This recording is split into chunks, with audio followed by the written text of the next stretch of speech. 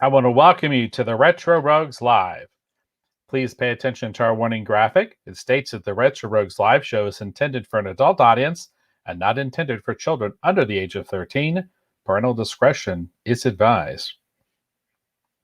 Again, I want to welcome you here to the show. My name is Dave Beatty. I'm one of your hosts. For nearly the last 30 years, I've been a professional illustrator and graphic designer, worked on a lot of fun things that some people have heard of, such as Batman Incorporated, Justice League of America, and Superboy and the Legion of Superheroes. But enough about that. I'll walk back my co-host. This is Mr. Eric Alexander. Eric, please tell the folks, hopefully watching or listening at home, some of the fun things that you have worked on as a creative professional. Yes, hello, everybody. My name is Eric Alexander, also known as Bass God 14. That's Bass God 14, not Bass God. That's Bass God, like a bass guitar. In addition to being the co-host of Retro Rogues Live, I am the chief financial officer of a small production company located in Arizona called Bad Bob Productions. Currently, we are involved in a crowdfunding campaign. It's no longer in the live phase, but it is still in the on-demand phase. So you can still pick up a lot of perks, including a digital copy of the film or a physical copy of the film or a copy of a related film called Routine, which Dave worked on with our director, Russ Emanuel, and actually takes place within the Staycation universe. We always try to promote independent stuff, and that includes our own stuff. We do try to promote our own stuff on this thing because I like to always say we have sold out to ourselves. Of course, Dave's company is Kirby Tees at kirbytees.com. That's his t-shirt company. That's one of the sponsors of our show. And the other one, of course, is Bad Bob Productions, my company. And I wanted to kind of share that link out there for everybody for Staycation, the Indiegogo campaign. Again, we're in the in-demand phase right now. So basically, it's no longer live, but you can still contribute. There's still lots of perks to be bought, to be gotten.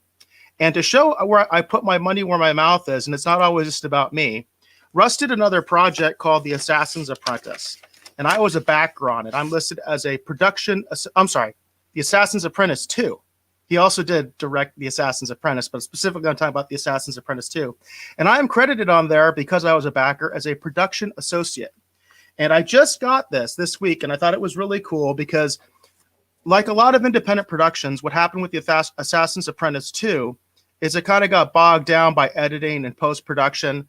Always seems like people run out of money in post-production. That's one of the reasons we did a crowdfunder for Staycation, is we ran out of money. In our case, because we were dealing with the COVID guidelines and we ran out of money. But I just got this really cool poster for The Assassins Apprentice, and I wanted to kind of share it up there. Let me put myself on screen there. So this is from The Assassins Apprentice, as you can see, starring Armin Shimmerman. Tara Page is the main star. Gary Graham is in it. Sean Kenny, who of course is also in Staycation, and Tracy Coco, who is also in Staycation. You can see, I know there's some gloss on it, but you can see this is like a digitally signed copy. It's a pretty cool poster. And then I also thought this is really cool. I showed the trailer from The Assassins Apprentice to the other day on the other show last Wednesday. And this is a picture of Tara in her bikini. She's the main star of the show. And this is actually a postcard. And they actually did a postcard because part of this was actually filmed, on the Canary Islands. That was part of the marketing of the film and everything like that, was that they filmed it on the Canary Islands. And so they actually did a postcard. And I just got this stuff. I mean, principal photography has been done, I think, well over a year now. But I just want to say I appreciate that. And I do put my money where my mouth is, when it comes to supporting other people's endeavors and other people's crowdfunders. And so I don't feel bad asking you folks to do the same. Very cool. So in tonight's show, just a quick setup here. We are going to be talking about the last episode of, not the last episode, but the most recent episode of WandaVision. We are going to be doing our WandaVision primer. We're going to be discussing the West Coast Avengers, number 45 from 1989. We're also going to be talking about some interesting things happening in the Marvel trading card market, of all things. And along those lines, usually what we like to do is like to encourage people to comment during the show. You can comment wherever you're watching. You can comment if you're on Twitter. You can comment if you're on Facebook. You can comment wherever you are. If you do that and you comment during the show, you'll be entered into a contest to possibly win a prize. I am running behind still and getting things in the mail. Apologies, everyone, but that will be hopefully happening this week. But along those lines, for tonight's giveaway, for commenting in the Rogues Gallery tonight, we're giving away two. These are Marvel trading cards from back in the day. These are from, I think this is from, these are from the 92 series. So, because people have speculated that Doctor Doom has something to do with WandaVision, we're going to be giving away the Doctor Doom trading card. And we're also going to be giving away, because everyone's excited, hoping that the X-Men are going to show up in WandaVision, which I'm beginning to think is even less likely than before. We're going to be giving away the X-Men team card from the Marvel Trading Card Series from 1992 from Impel. Both of these cards are going to be given out. All you have to do to be entered to win is just comment during the show. You can comment about WandaVision, you can comment during the pop culture segment, during the streaming wars, whatever.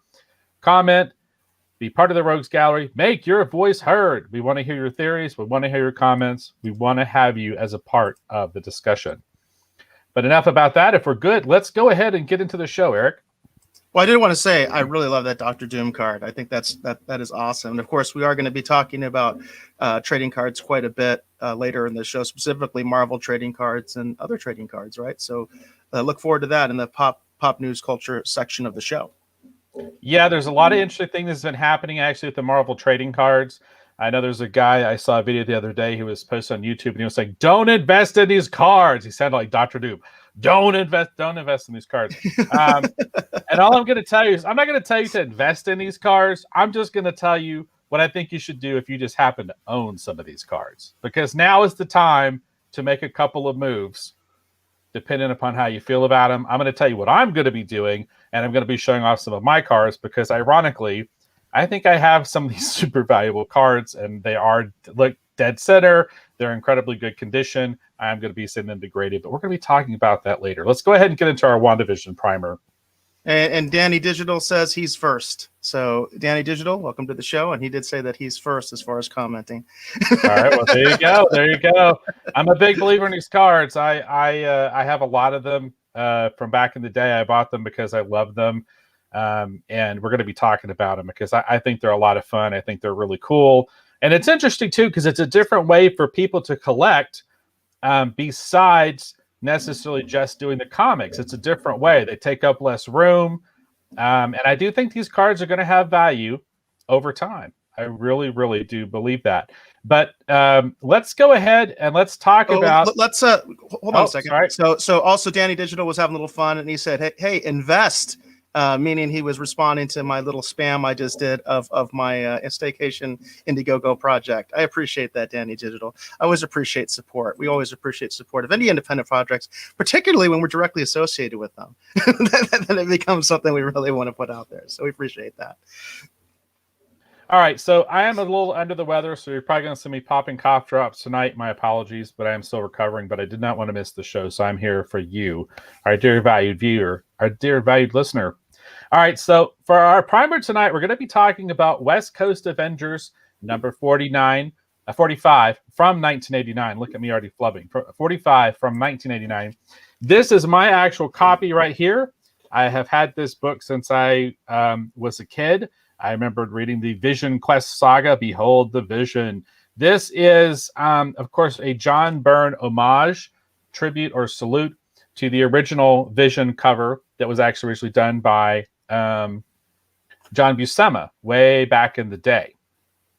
Now, let's go ahead and let's see. Let's put this. I'm trying to figure out how to do this. Okay, I want to keep the graphic up. Okay, so here's the big thing that happens in this particular episode that I think this issue that I think is interesting and important to know in relation to what's happening with WandaVision.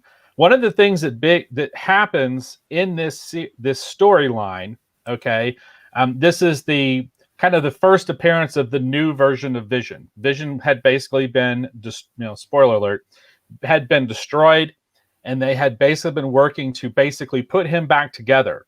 By the time that they put him back together and the Vision returns, he's not really the same character that he was before.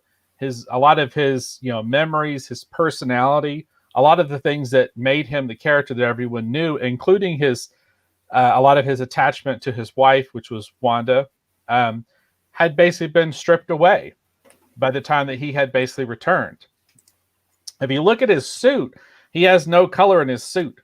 And the reason for this is when he went to put his superhero costume back on, he took all the color out of it because he didn't understand what the point of color was anymore. He felt like color was an unnecessary or kind of like a needless distraction.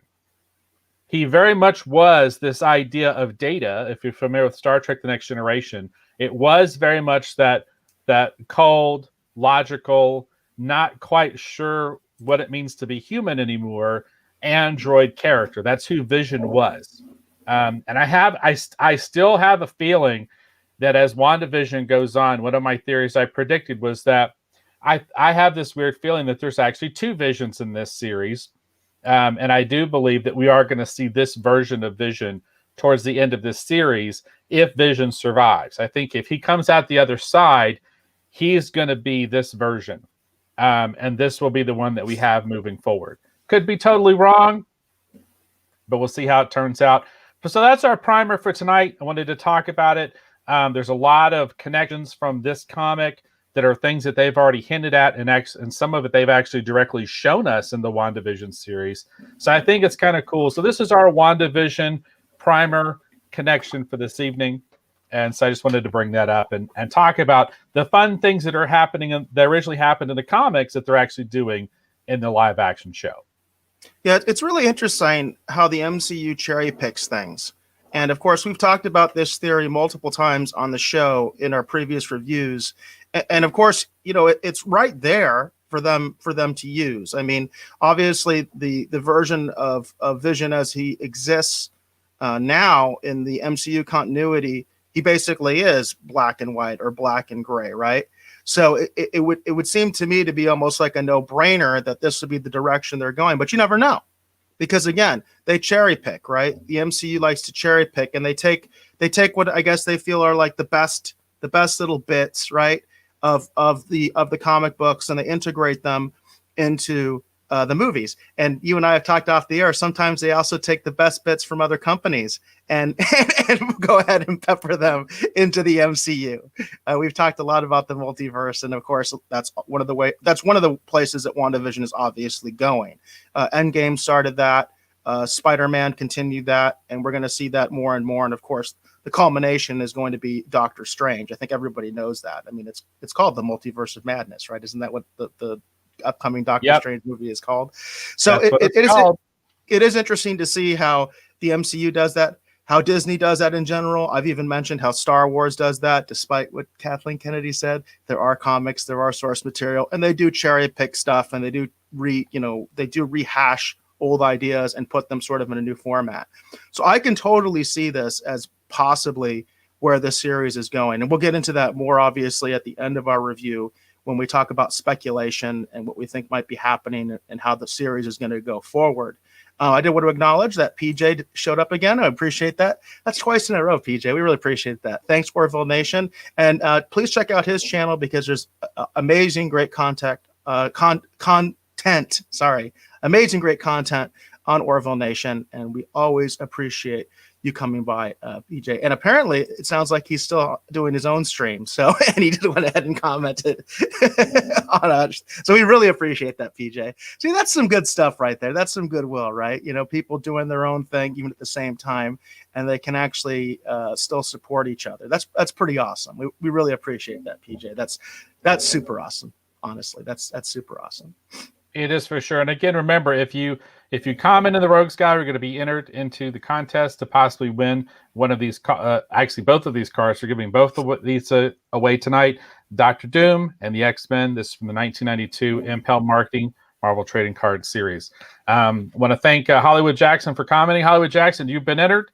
Danny Digital as well. Thank you for also commenting. You've also been entered. That's all you got to do. Just comment. Tell us your theories. Tell us just something. We do appreciate the hand wave, Hollywood Jackson. Yeah, I know you've commented in the past where sometimes you like to sit in the back and fiddle while Rome burns, so to speak. So no problem with that. Even if you just say hi, it still counts. Yeah. It still counts. It still counts. All right, very cool. So now that we've gotten past the primer, we're going to be actually talking about the episode. We got a good question. We got a good question. Oh, okay, go ahead. Comments are coming fast and furious. Got to take a breath, Dave. So Danny Digital also says he's loved the Marvel movies, and he asks, "Do you think I'd love WandaVision?" And by the way, Danny Digital, we always do at the beginning of our review, we always do spoiler free. So feel free to hang out with us. If you're worried about spoilers, if you're not worried about spoilers, go ahead and just listen to the entire review. But we always do spoiler free at the very beginning for people like yourself who haven't seen it. Now, me personally, if you love the Marvel movies, do I think you would love WandaVision? I'm going to be completely honest, not necessarily. That's my opinion. The reason is it's very, very different from the MCU movies in pretty much every way. Specifically, I'm sure you're familiar if you've seen any of the trailers that they have this sort of sitcom format that's going on where they seem to be trapped in some sort of a sitcom world. And again, we're not getting into spoilers here. So that part of it is really interesting to me from the fandom perspective because either you love it or you hate it. There's people out there that they absolutely love the little sitcom formats, which basically they're going through different decades of different sitcoms. There's people that absolutely love that. I'm not one of those people. I actually like the bigger overarching story that has to do with, what's actually going on. At least I have enjoyed that. We're going to get into our review in a little bit because things have changed for me a little bit. But what's your recommendation, Dave, as far as if this is someone who just says, I love the Marvel movies, do you think he would love WandaVision? Well, that's an interesting discussion. It's an interesting question because I do know some people who quite have, really enjoyed the Marvel movies, and they are still, even at this point, on the fence with WandaVision. And I can completely understand why. Now, that being said, I personally am thoroughly enjoying WandaVision at this point. I agreed with Eric. The first couple of sitcom-y episodes were kind of tough for me to get through. But once we started getting the connections to the larger overall Marvel universe, when the other characters started getting introduced and we began to kind of speculate and theorize, which let me just go ahead and throw this out there right now. I think Eric's theories are right, and I think I have some evidence to back them up. But we'll get into that in the speculation part. But I just want to say, I think Eric's right on this. But here's the deal. As the further we get into the B story, as the B story starts becoming the A story, because they're starting to show us more and more about how things are connected to the Marvel Universe, this is how things are getting really interesting. These are the episodes I've personally enjoyed the most. And also, too, I found that the sitcom episodes they've done lately, because they're a little bit more, I get not contemporary, but there's just something about these later episodes because we're spending almost as much time with the B story as we are the A story, that I'm finding I'm loving these episodes and liking them a lot more. So right now I'm drinking the Kool-Aid. I'm wading into the Kool-Aid at this point. I am really, really enjoying WandaVision. I'm enjoying the speculation. I'm enjoying the theorizing. I'm really enjoying the show. But I'm going to tell you that it's the introduction of the B story material, the direct connections to the Marvel Universe, that personally have interested me the most. So the further we get into that, the more I'm enjoying it. The next 3 episodes, they've got an awful lot of questions they got an answer. They've got an awful lot they've got to show us.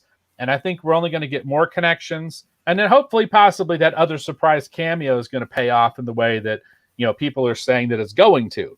So we'll have to wait and see. So as far as the recommendation, Danny, I know Eric's I'm not, he's kind of on the fence with that. I'm going to say I'm loving it, but I'm also telling you those first couple of sitcom episodes are a little tough to get through. But they're important to set up a lot of the mystery and to begin you asking and thinking about the questions that are important to have in your head as you move through the show. Yeah, and I'm going to get into some of the specific stuff with our no spoiler general impressions part of the review, because actually some of my attitudes have changed with this last episode. But Danny, you mentioned, it looks so different. It does. It looks different, and it is different. This is not like anything else that you've seen in the MCU before, and that's why I say it can be problematic. I know that there's a lot of MCU fans that love this show. I know there's a lot of MCU fans that love the sitcom part of it. I mean, I know it. I see it. I don't even look for it, and I see it all over Twitter. And we appreciate that. Danny says, I understand and I love your answers. And we do try to answer people's questions on this show because it's all about interactivity. And we love getting comments from the Rogues Gallery, even from Hollywood Jackson, who just says, I listen while I work. And that's why he sometimes isn't as active as he is on other times. And we appreciate that as well, Hollywood Jackson. And we appreciate you listening to us while you work. That's awesome. All right, so let's go ahead. We're going to do the synopsis here just real quick, and then we're going to get into it. Let me just go ahead and say, if you saw the teaser image for this show, I thoroughly loved, even though I know that they're having fun with it because they're Halloween costumes, I liked seeing the classic costumes represented. And I know even though they were poking fun at it, that it's silly. I thought Elizabeth Olsen looked great in the classic Scarlet Witch costume. So much so that I kind of hate that we're going to return to the regular MCU one. I thought she looked great in this outfit. I thoroughly loved it. So yeah, I am right there with you on that one. 100% with you on that one. I mean, absolutely. And it's kind of funny because this is actually something that the MCU has dealt with quite a bit in terms of actually using costumes that are very much in line with sort of the classic, comic book versions of these characters. That's something that I think we've seen a lot. Is that I'm putting one of the pictures up there right now. It's just like, it's not to this extent, right? But it's definitely something that you see a lot in the MCU is that they do have respect for the original,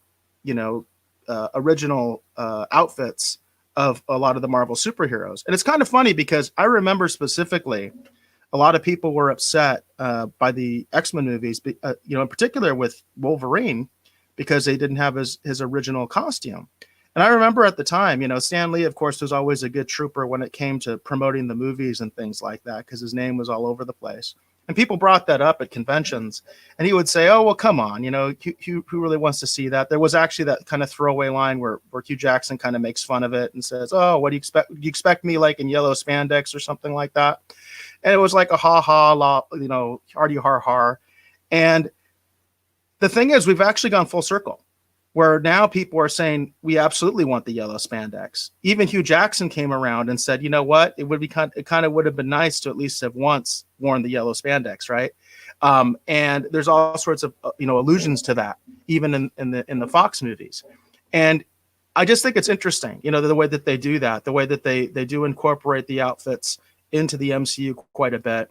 And this is kind of a fun way to do it. You know what I mean? This is definitely a fun way to do it. And yes, they did it in a sort of cheesy way, but at least when it comes to Wanda, it's really not that cheesy. She actually looks really good. So yeah, I thought it was really neat because, it was just fun because for this entire episode, it felt like we even though, like I said, they played it for a gag, I felt like we had the classic Scarlet Witch walking around in an entire episode. And I really, really enjoyed that. I felt like Vision's outfit was a little bit sillier than hers. Yes, hers looks amazing. I mean, hers looks pretty. I mean, it looks really good, and Vision's looks a little bit sillier. But by the time that he, basically morphs back into his MCU outfit for the later parts of the episode, while she's running around and he's running around, it really felt like we had some Avengers in the show finally. So general impressions first, Dave. Let's back it up a little bit. All right, so. Again, this is episode 6, the All-New Halloween Spooktacular.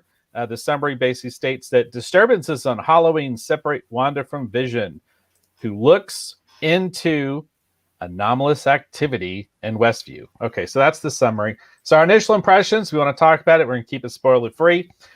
So my initial impressions was I really, really enjoyed this episode a lot. I had a lot of fun with it. I felt like that they kind of left us at a point in which they could have told us a little bit more about what's going on, but I'm not sure if that's just because I want more answers. But that was the only thing. I felt like the episode kind of ended not in a normal cliffhanger, but like in the midst of telling the stories. I felt like it just suddenly just stopped. But again, that's probably just my impression. But I really, really liked this episode. I had a lot of fun with it. And like I said, I loved seeing the outfits. I loved how they incorporated it. Halloween is one of my favorite holidays. So I just really enjoyed this episode a lot. So that's my general impression. I'm going to give it a thumbs up. I'm going to say this was a great episode, and I thoroughly enjoyed it. What were your impressions, Eric? Well, first of all, I do want to acknowledge Jane's in the house. I don't think we saw you last episode, Jane, so it's good to see you again. And she's just saying hi, guys, which means you are eligible for one of the trading cards because you did comment. Important to put that information out there. Here, show them out again, Dave. I don't know if she saw the initial part. Those are great trading cards. And again, we are actually going to be talking about Marvel trading cards more in our pop culture segment later on. So please look forward to that. General impressions about this episode of WandaVision. Well, it's interesting because I've been fairly consistent in saying that I haven't really been liking the sitcom part of WandaVision. And the reason is because, again, I've said it multiple times, is I feel like these are parodies of classic sitcoms instead of just writing a good episode of one of those classic sitcoms. And I think that the difference is pretty obvious, right?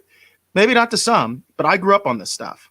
You know, Dick Van Dyke specifically consulted on this show, and I know what the Dick Van Dyke Show does, and I still watch it and all that kind of stuff. It's a great show. The sitcom version of, in WandaVision didn't come close, in my opinion. Bewitched and I Dream of Jeannie are ones that have been referenced. I think we've talked about things like Webster. People were even talking about Full House and stuff like that because we're cruising through the different decades, right? Now, what's interesting is in this episode, as far as I can tell, and Dave, if you have a different impression, let me know. It looks like we're in the 90s. And my guess is that the thing that I thought maybe was the most, and I'm sure there's other shows that were like this in the 90s. It's kind of funny. I realized I didn't watch a lot of sitcoms in the 90s. I was kind of like doing other things by that point. But I'm thinking Everybody Loves Raymond, right? I'm thinking that's like a big inspiration for this particular sitcom. It's Malcolm in the Middle. I can see Everybody Loves Raymond with, kind of some of the humor. It's the same format, right? Malcolm in the Middle. It's similar. Yeah, Malcolm, but it's definitely supposed to be Malcolm in the Middle. And by the way, I think actually I was thinking Everybody Hates Chris. I think actually that's what I meant. Everybody hate. See, they're all kind of like, I wasn't into this stuff. That's my point. So and by the way, I actually made my point by making a mistake, and you hit it on the nail, Dave. What it actually was. I didn't watch that stuff. I wasn't into it. Okay. So because of that, because I only have a very passing familiarity with those shows that they're kind of spoofing, I could enjoy the sitcom. It flipped for me. I totally flipped. It was really interesting. It was a weird experience because, first of all, I had to watch this twice because I'm going to be talking about a sort of a controversial thing with Disney. And in my part of the pop culture section, I was upset about the whole Gina Carano situation, which, by the way, we found about that live on the show. We got a comment from the Rogues Gallery, and we had to address it live on the show when she was fired by Disney. And I was kind of upset about the whole situation. I'm going to get into some of the specifics of why in the pop culture section. I was actually trying to order one of her action figures, and that's why I was getting all upset. And I was kind of in this like, oh my gosh, I'm really upset at Disney right now. Okay, I was just in this bad mood. And it really kind of like tainted my whole viewing experience. So I went back and watched it again after I'd calmed down, after I wasn't so upset. And I found myself having a completely opposite experience of what I've been saying on this show all along, which is that I hate the sitcom stuff. I really want to know more what's going on in the larger world and how this is affecting things. Why is this happening? What I call the A story, the big overarching story, because each sitcom episode is supposed to be kind of its own self-contained episode, right? Well, as you mentioned, Dave, they're starting to bleed over more, right? And because I don't have any emotional connection to the sort of source material that the sitcom was based on, I was actually able to enjoy the sitcom element. You know what I mean? I was actually able to enjoy that part, that part of the show. And I actually found myself not really enjoying the bigger overarching story. So I completely flipped. And again, I don't know if that's because a part of it was because of the fact that I was in a different mood when I first watched it or what. But I do think one of the big reasons is because I don't have a connection to those 90s sitcoms. I just wasn't into them. I wasn't, I grew up in the 80s. I love the 80s stuff. I have an emotional connection to that stuff. When you go back all the way to the 50s, like classic things like I Love Lucy and, into the 60s with Dick Van Dyke and things like that, I watched all those stuff in reruns as a kid all the time. You know what I mean? So I have an emotional connection to that stuff. But I have no emotional connection to the 90s stuff, even though that's when I was a teenager and that's when I basically became an adult, because I was off doing other things. You know what I mean? I was more interested in other stuff. So for me, that was really unique and interesting in that, I've been harping on the fact that I don't like the sitcom stuff very much. And I actually was able to enjoy it this time because I have no connection to the source material. And we do have a couple comments in the Rogues Gallery. And John is back, John McClay, and he said, "I do need that Doom card." Laugh out loud. And John, I'm with you on that. I want that Doom card as well. I really do. Unfortunately, I'm not eligible, but I think that Doom card looks spectacular. I'm totally with you on that. In our speculation portion of our review, I think we might be talking about Doom a little bit more because that was brought up last time in the Rogues Gallery. So yeah, oh, and by the way, Hollywood Jackson did mention Married with Children, but Married with Children came out in the 80s. That started in the 80s. I'm almost 100% sure about that. That's a show that started in the 80s. If you're talking about it like a 90s sitcom. And also I will say, like, I used to watch Married with Children almost religiously when it came out, but by the time it ended, I wasn't really watching it anymore. And that's not to say necessarily that the quality of the show went down. Again, it's because I was doing other things. By that time, I was doing other things. Same thing happened with Deep Space Nine. I stopped watching Deep Space Nine, I think, like after season 2.5 or maybe barely into season 3, which is very funny because that's when the Dominion War starts after all that stuff. That's when it really gets good. That's when Worf comes on the show, and I didn't watch any of that stuff because I was tired of it by that time. True story.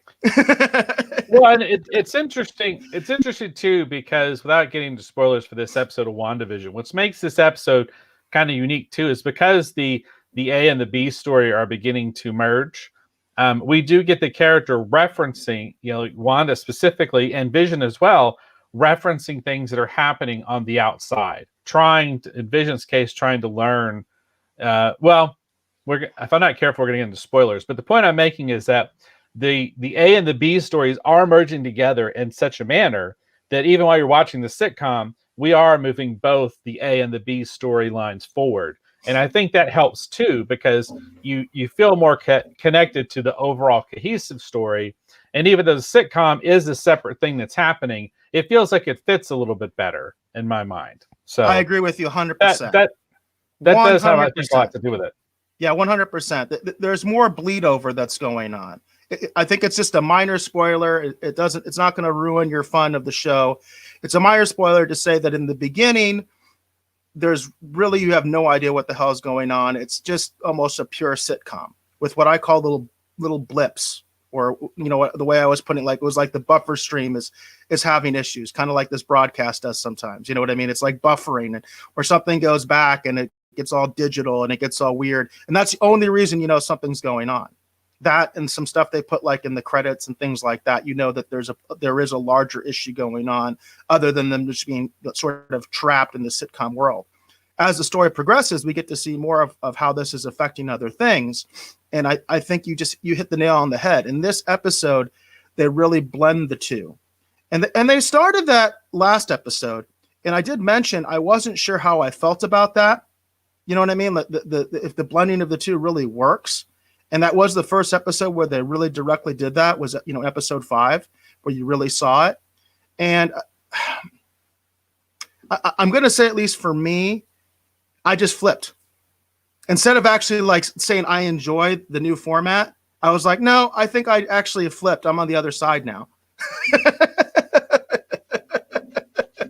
Well, I personally am enjoying the show overall. And for me, I still feel like the 2 speed bumps, is the first 2. That's where I am at. I feel like once you get over the speed bumps, you get into the main meat of the show. I feel like it works incredibly well, especially at this point. Are we good to go ahead? And then Danny does say, and he says, good. I think I'll watch it, guys. So that's very interesting. So Danny, based on our sort of spoiler free review, Danny's saying he's going to give it a try. So I will say that I think you'll have a good time. Again, I just don't know if MCU movie fan equals WandaVision fan. I think not necessarily, right? I think you can be. Absolutely, you can be. I just don't know if it's going to equate. And Danny, by the way, I did see that you have some questions for our later segment, and we will make sure that we get to your question, when we get to the trading card segment. I appreciate you already putting a question in there for that. Thanks a lot. And then we do have another a comment from Positive Candor. He's just checking in, saying hello, everyone. And the reason that it's important that I mention it when you guys just say hello is if you comment, you are eligible for one of these two cards. You are in the running for either the Dr. Doom trading card or the X-Men card that we are basically going to be giving away to encourage you folks in the Rogues Gallery to join the conversation because we enjoy it. We enjoy having you folks chime in, even if it is just to say hello. We still like to acknowledge people. I've talked to Dave about this numerous times. One of the things that irritates me so much, especially with a smaller channel, I get the bigger channels that have like 100,000 subscribers and things like that, because I've been in their chat rooms and they couldn't acknowledge everybody if they tried. They would be just doing that the entire show. There would be no show. It would just be, let's hear your comments. You know what I mean? And they still wouldn't get to all of them because they're big channels. But I constantly have the experience of going to smaller channels, which we are, Dave and I, we're a smaller outlet, but I constantly go to smaller channels, and I've talked to Dave about this, and I comment, and it's like crickets. It's like crickets. They don't acknowledge you. They just walk all over you. I have someone that I know that I don't know if I can still call him a friend. I used to call him a friend, and I decided to support and check in his show. And I even sent him a message after the show and said, you're not really doing any interactivity or anything like that. You didn't even acknowledge me. You know what I mean? You know who I am. I've known you for years. And he's all like, well, that's not what my show's about. I was like, oh, so I'm just supposed to listen to you drone on for 2-3 hours, whatever it is. Yeah, that's not going to happen, buddy. I'm sorry. I know you personally. But when knowing you personally, I talk to you, it's a conversation. If I'm just going to have to sit there and listen to you for 2 or 3 hours, no, sorry, bud, that's not going to happen. So I get annoyed with that. And so it's one of those things that I take a special, a special pride in this show, that we do try to acknowledge people as much as possible. And we put incentives out there for you guys to comment, to be part of the show. All right. So are we good to get into the spoiler part of the conversation? We got to have Danny's virtual hug first, okay. because I needed that. I appreciate that, Danny. I appreciate the virtual hug right there. And Danny, you think this is the first time you're checking out the show, and I appreciate all the comments you're making. We've had some good experiences lately where people have come on the show for the first time, or at least their names we've seen for the first time. And we've gotten good comments from people. So we really appreciate that. I can't say that enough. I cannot say that enough. And let me get the spoiler graphic up here so everybody knows. And you have been warned, we're getting into spoiler territory. Yeah, we're good. So now at this point in the show, we're going to be discussing, again, this is WandaVision episode 6. We are going to be talking about specific spoilers for this particular episode, as well as the previous episodes. And then as we move forward, we're going to be speculating and theorizing on what we think is going on. And I'm going to reiterate again, I think Eric is right. All right, now, this episode, and so if you want to leave and maybe come back a little bit later, now's your time. We don't want to spoil the experience for anyone. So again, please remember, this is the spoiler part of the conversation. So maybe look away for a little bit. But anyhow, there we go. And again, we will be getting to, for Danny, just so you know, we are going to be talking about the Impel Marvel cards a little bit later. And I'm not exactly sure how long the WandaVision discussion is going to go. But this is the main topic for tonight. But we are going to be talking about those a little bit later. All right, so let's go ahead and get into this episode. So this episode starts off with basically we're getting ready for Halloween, right? So everyone's getting into costume and everything. It does have a Malcolm in the Middle vibe and feel for sure. And looks like Danny's got to go. We'll see you later, Danny. And you said you'll watch later, so we will go back to your questions when we get to that section, so you can watch it later. Yeah, we will totally answer your question for sure. Now, and you have been entered into the contest too. Thank you again for commenting. We greatly appreciate that. So this episode starts off, they're getting ready for Halloween. It is Malcolm in the middle. You kind of tell by the intro and the fact that the kids are talking directly to the camera at the beginning. I think that's probably the biggest kind of indicator of what we're looking at. And they're having fun with this because basically most of the characters are in Halloween versions of their superhero costumes from the comic books, including the kids too. I thought that was interesting. Like they're doing it kind of with everybody. I was going to ask you about that because I didn't know. I wasn't sure if the kids were referencing anything because I don't have the background in the comics that you do. And I was going to ask you, was that a reference to something with the kids? Yeah. Everybody pretty much for the most part in this episode that has a comic book connection wears a version or wears something that definitely harkens to their classic comic book costumes. Most of them are wearing versions of their classic comic book costumes. I've already said before, I thought Elizabeth Olsen looked amazing as Scarlet Witch because she looks so much like her classic counterpart. It's kind of interesting to see Evan Peters in a version of the Quicksilver outfit, including the crazy hair. But I thought Elizabeth Olsen looked so good in her Scarlet Witch outfit. She should wear it more often, to be honest with you. I thought she looked amazing. Visions is a little bit silly. They try to play it off. She says that she's a Sokovian sorceress and she does a little thing. And then, Vision says, well, I know you've got a thing for Mexican wrestlers, which is I guess that kind of works. So it's definitely silly.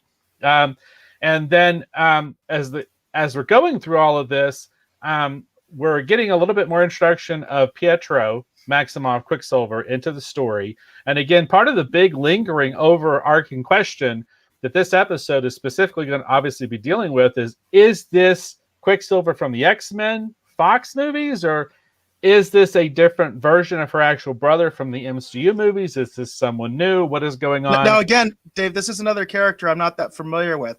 So the image I have right now of his costume, does that look fairly like the comic book version of his costume?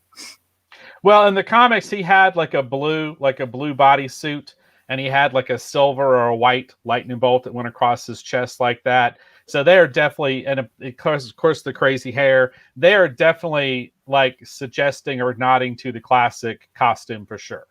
So I guess definitely what they're going for. I guess that could also throw out the possibility then, because we did talk about that on the previous episode about whether this is specifically, because it's the same actor, right? It's the same actor as the Quicksilver, version in Fox. But the other question would become, is it possible that he's like the comic book version of the character or something like that? Based on the look. I mean, I'm just going to throw that out there. Well, I have a theory on who I think this is. We're going to get into it. And like I said, I really think you're right. Now, as we go on, they get into their costumes. And one of the first things that happens that kind of sets things up is that basically Wanda is thinking that Vision is going to go with her and the kids and go trick-or-treating, right? And he instead says that he has to go do some stuff with the neighborhood watch, right? That he's on duty tonight, right? And so they basically kind of split up, and then Pietro decides, well, hey, I'll just fill in. Like I'll be the male role model. Why not, right? So that's pretty much kind of how things kind of get started. And I thought that was interesting. And again, having seen the teasers, we know that Vision is going to go off and try to basically, breach the barrier. We know that's what he's going to go do, right? But at the time, the way they kind of set it up, it is interesting because at times it seems like Wanda can control what's happening, and there are times in which she either can't control it or she chooses not to, because she kind of like gives out there was a good part in that beginning sequence where Vision is basically saying, and that's the whole premise, because he's going off by himself to explore the town, but basically he says, you can't control me. And she's kind of like, well, can't I? That kind of a thing. You know what I mean? That was in the previous episode. And so what we're seeing more and more, and we've constantly seen this with Vision, is he constantly questions the reality of this world, which is really interesting to me, because we know Vision's dead, right? Or at least he doesn't have the Soul Stone. And by the way, I did see your comment, John, and we're going to get into that for sure as in our theory section, because your theory is really cool. And you always present some really interesting theories on here. In fact, you say things a lot of times that I didn't even consider. And we are going to get to your theory, John, just so you know that, because we'll talk about theories at the end of the sort of episode overview. But getting back to the costumes as well, Lynn commented that a lot of the costumes reminded me of Cap's stage costume in First Avenger, and he was glad Wanda didn't shave Vision in the kitchen like Malcolm in the Middle. And Lynn, I wish I knew what that reference was, but I was not a Malcolm in the Middle fan. So I was kind of mentioning that before. I don't know if you were around. One of the things that was really weird for me is I was not into the source material. I don't think I was really watching sitcoms in the 90s. I'd moved on to other things. And also regarding the costumes, Lynn mentioned they're very close to the comics. It looked a lot like someone had made them by hand. And actually, there was a little funny reference in this episode, right? Where when Wanda is explaining her costume, Quicksilver does a little flashback to when they were kids. And it's, of them, it doesn't even look like they have costumes, right? Like they just look like they're in regular clothes. And he makes a reference to their mom making them these very bad costumes, right? Which we've all had that experience. I had that experience myself where it was so bad I did not want to go out trick-or-treating. So that happens, So yeah, it's a lot of fun stuff. And by the way, PJ, he is back in the house. He says he's back, and it's good to see Retro Rogues. It's good to see you, PJ. And again, thanks for coming by earlier, even when you were streaming. And please feel free to join the conversation. And again, and Lynn, I've still got stuff I've got to put in the mail to you. My apologies. But the giveaway for tonight, we're going to be talking about the Impel Marvel trading cards. I'm pretty sure you don't need either one of these, but you might want to hang around for the discussion a little bit later because something interesting is happening with these Marvel trading cards. And we're going to be talking about it a little bit later. But again, all you need to do to be entered to win basically one of these cards is basically just comment during the show. We are giving away Dr. Doom because some people have theorized that Dr. Doom, wrong one. Dr. Doom has something to do with WandaVision, or at least a lot of people hope he does. I don't think he does. We're going to get into that a little bit later. And a lot of people are very excited and hoping that the X-Men are going to show up somehow as a relation to this show. And let me just say, I hate to break everyone's heart. My theory also says none of this is going to happen. But we're giving these cards away tonight, so you can still be excited about that. I think we have Quicksilver, right? We have Quicksilver. Yeah, we do. We do have Quicksilver. And of all things, he is a Fox X-Men, which I still think is interesting. I honestly just love the fact that this is such a happy mistake. Yeah, well, just wait until you hear my theory about who I think he is. All right, so who he is really. So as we're moving forward again, we're going to keep going into the episode. Vision goes off, and they go basically out to go trick-or-treating, right? And in the midst of all the trick-or-treating, we get a bunch of different kind of fun things with the kids trick-or-treating, and different things are kind of happening. And one of the other things we do check in with the outside world, right? And in the outside world, basically, Monica, the FBI agent Wu, and then also Darcy, they end up having a confrontation actually with Hayward, who's the director of SWORD. And in the midst of talking about all this, Hayward clearly has got a beef with Monica. And he actually throws out an interesting line. He says sort of like that she's siding with the superpowered people, and he thinks that's bad. Did you catch that, Eric? He really took offense to that. I very much caught that. And he made a specific a reference to the Carl Danvers, right? The MCU Captain Marvel. Yep. And that apparently there's some history there. Which I guess makes sense based on your primer, because Monica Rambeau was Captain Marvel, right, in the comics, or at least a version of Captain Marvel. There's been multiple versions in the Marvel comics. Of course, I always say that my definitive Captain Marvel is the DC version of which is now called Shazam, but I digress. It was an interesting reference, and it does kind of get in a little bit into your theory about whether she was powered before she went in or not, whether there is something there. Certainly there is a reference in this episode that something has gone on. In fact, that might be one of the reasons you say I'm right, is that there's a specific reference that Darcy says that her blood has been altered. She has been changed by going into the well, I don't know what you would even call it, the Wandaverse. The Hex. Call it we'll that. call it the Hex. The Hex. Yeah, They do have a name the for it. You're right. Yeah. They do have a name The for Hex. it. So by going into the Hex, her blood chemistry has in fact been changed. Yeah, and it's interesting too. Basically, well, let's go ahead and get into it because I want to get to the theory part of this, and I don't want to drag it out too much. So anyhow, basically, Hayward has an objection to Monica, and also Darcy, because Darcy kind of throws it back in his face, like, "Who do you work for again?" So, and then basically he ejects or attempts to eject all of them out of the camp. He's like, "You're all gone. You're all out here, right?" One thing I didn't get was why was he ejecting Wu? I understood why he's getting rid of Rambo, and I understand why he's getting rid of Darcy because they're both smartasses. You know what I mean? But why was he getting rid of Wu? Did you catch that? Because I watched it twice and I couldn't understand. Was it just because he's Asian? I mean, is that really where they were going? I mean, why is he throwing Wu out? I think he's throwing Wu out because they're on the side of Wanda, and he clearly sees Wanda as the villain. He's not really interested in seeing her in any other way. I think we're going to find out why here in a little bit later.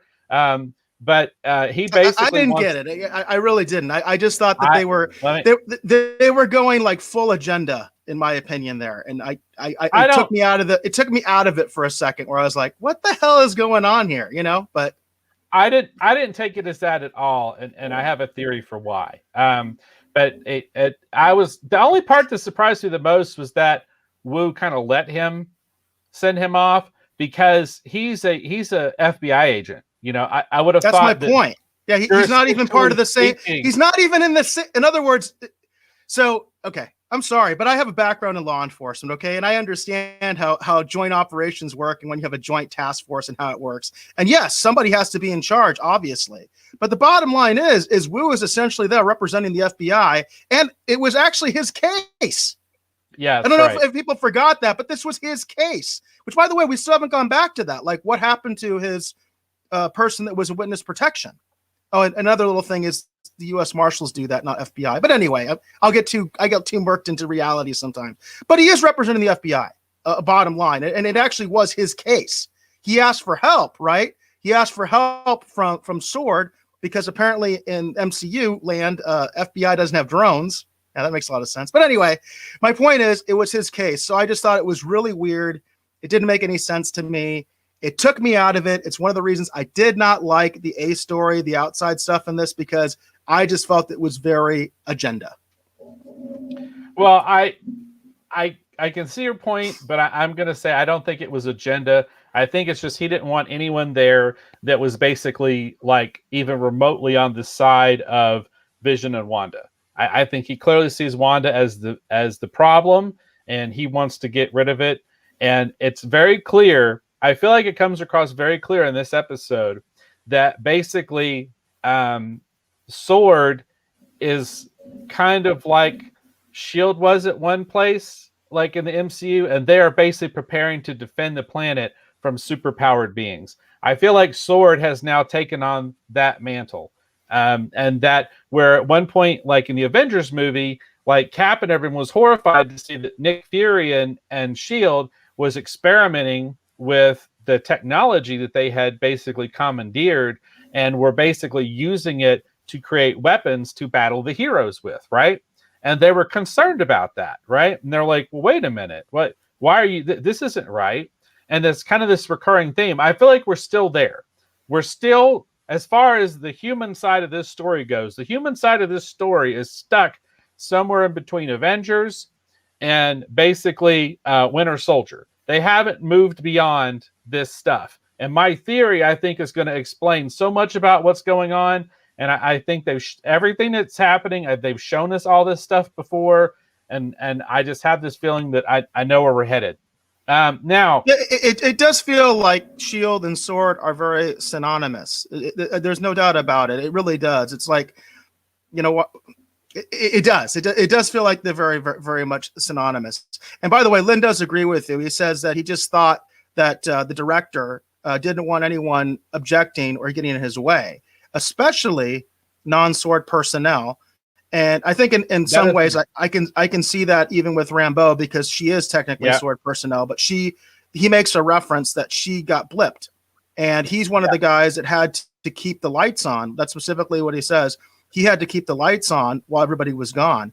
And I thought her response was, again, I just felt that was just like, to me, it was tone deaf. I didn't like it. It took me out of it. It was like, well, you're being a coward. It's like, he's a coward because he was alive and he had to deal with the aftermath of like half the population suddenly just vanishing, including you, including basically a lot of his best agents. He even said that, like a lot of his people, like especially people that were in space, you know, were like, they all just blipped and they all vanished and stuff like that. It decimated the program. And I don't know. They're all over the place with some of this stuff. And I was not liking the quote unquote real world stuff at all. This episode, I just was not liking it. So anyhow, basically they're trying to eject them, right? And then we get a little scene where they take out their captors and they basically re-enter the base. Now, while this is going on, we've got the trick-or-treating happening, right, with the kids. And we're beginning to discover that the kids actually do have abilities, right? They're kind of, over the course of this episode, their abilities are kind of revealed. And then I can't remember, it's Tommy and Billy, and I know this is really bad. I can't remember who's who, but one of the kids is super fast, like Quicksilver, essentially. Hey, Quicksilver couldn't get him right either. Remember, Quicksilver had no idea which was which either. And then the other one had the same abilities as Wanda. And I'm not too terribly familiar. I know these characters are members of the Young Avengers. I didn't really read the Young Avengers books, so I'm a little lost on these characters. But anyhow, I'm very lost. Like I mentioned earlier, I was like, so did they wear costumes like this? Is that like what they're supposed to be? One of them is basically like Quicksilver, and the other one is you said more like Wanda. Was that the idea? That's definitely what happens with these characters. They get older. That's their abilities that they do have. One is very much like Quicksilver. The other one is very much like Wanda. But anyhow, again, we're kind of seeing all this different stuff, transpire. And in the midst of this, we do spend a lot of time actually with Quicksilver and Wanda talking to each other. And Wanda at one point feels like, Quicksilver feels like, or Pietro Maximoff feels like that Wanda is testing him, right? Trying to see if he really knows what he says he knows. Why do you look different? Like all this stuff starts coming up, right? And then he also reveals that he basically knows what's going on too, right? That he knows, he's like, oh, this is interesting what you've done here and how you've created all this. And, that I find this interesting. And they're kind of bonding, but not bonding. You know what I mean? But having this kind of back and forth, talking about what Wanda has done. And she is asked again, point blank, how did this start? Right? Like, how did you do all this? And she says yet again, I don't understand how all of this started. She actually states that yet again. Okay. I have a theory for why that is. We're going to get into that here. Well, I think what's interesting here is that Quicksilver is established as being self-aware, that he sort of unlike Vision, who kind of had to figure it out, although he had questions from the beginning. Quicksilver, right from the get-go, is self-aware. He knows that he looks different. For instance, he knows that she's doing all this. He doesn't know exactly why. At least he doesn't say it, right? And but he's self-aware of the larger world and the fact that this is some sort of contrivance, that she's made this all up. And as this is happening, we're also seeing Vision on the far ends of Westview, again heading essentially to try and leave or cross the barrier, right? The edge of the hex. And as he is headed out here, he is beginning to see more about what's going on with the people. And the further he gets from the center where Wanda is, basically, the more sort of like almost frozen in time the people are. Like they're going through the motions. It's like they're at the edges of her ability to control, and they're kind of glitchy, and they're kind of like moving really slow. And clearly it's like there seems to be limits of what her power or influence can do. They're still under her influence, but it's either like because they're not there, it's not important that they not be moving, right? it's interesting that her power seems to have limits. And one of the biggest things that happens in this moment, in my mind anyway, is that Vision actually sees Agnes. Agnes is at the far end of town.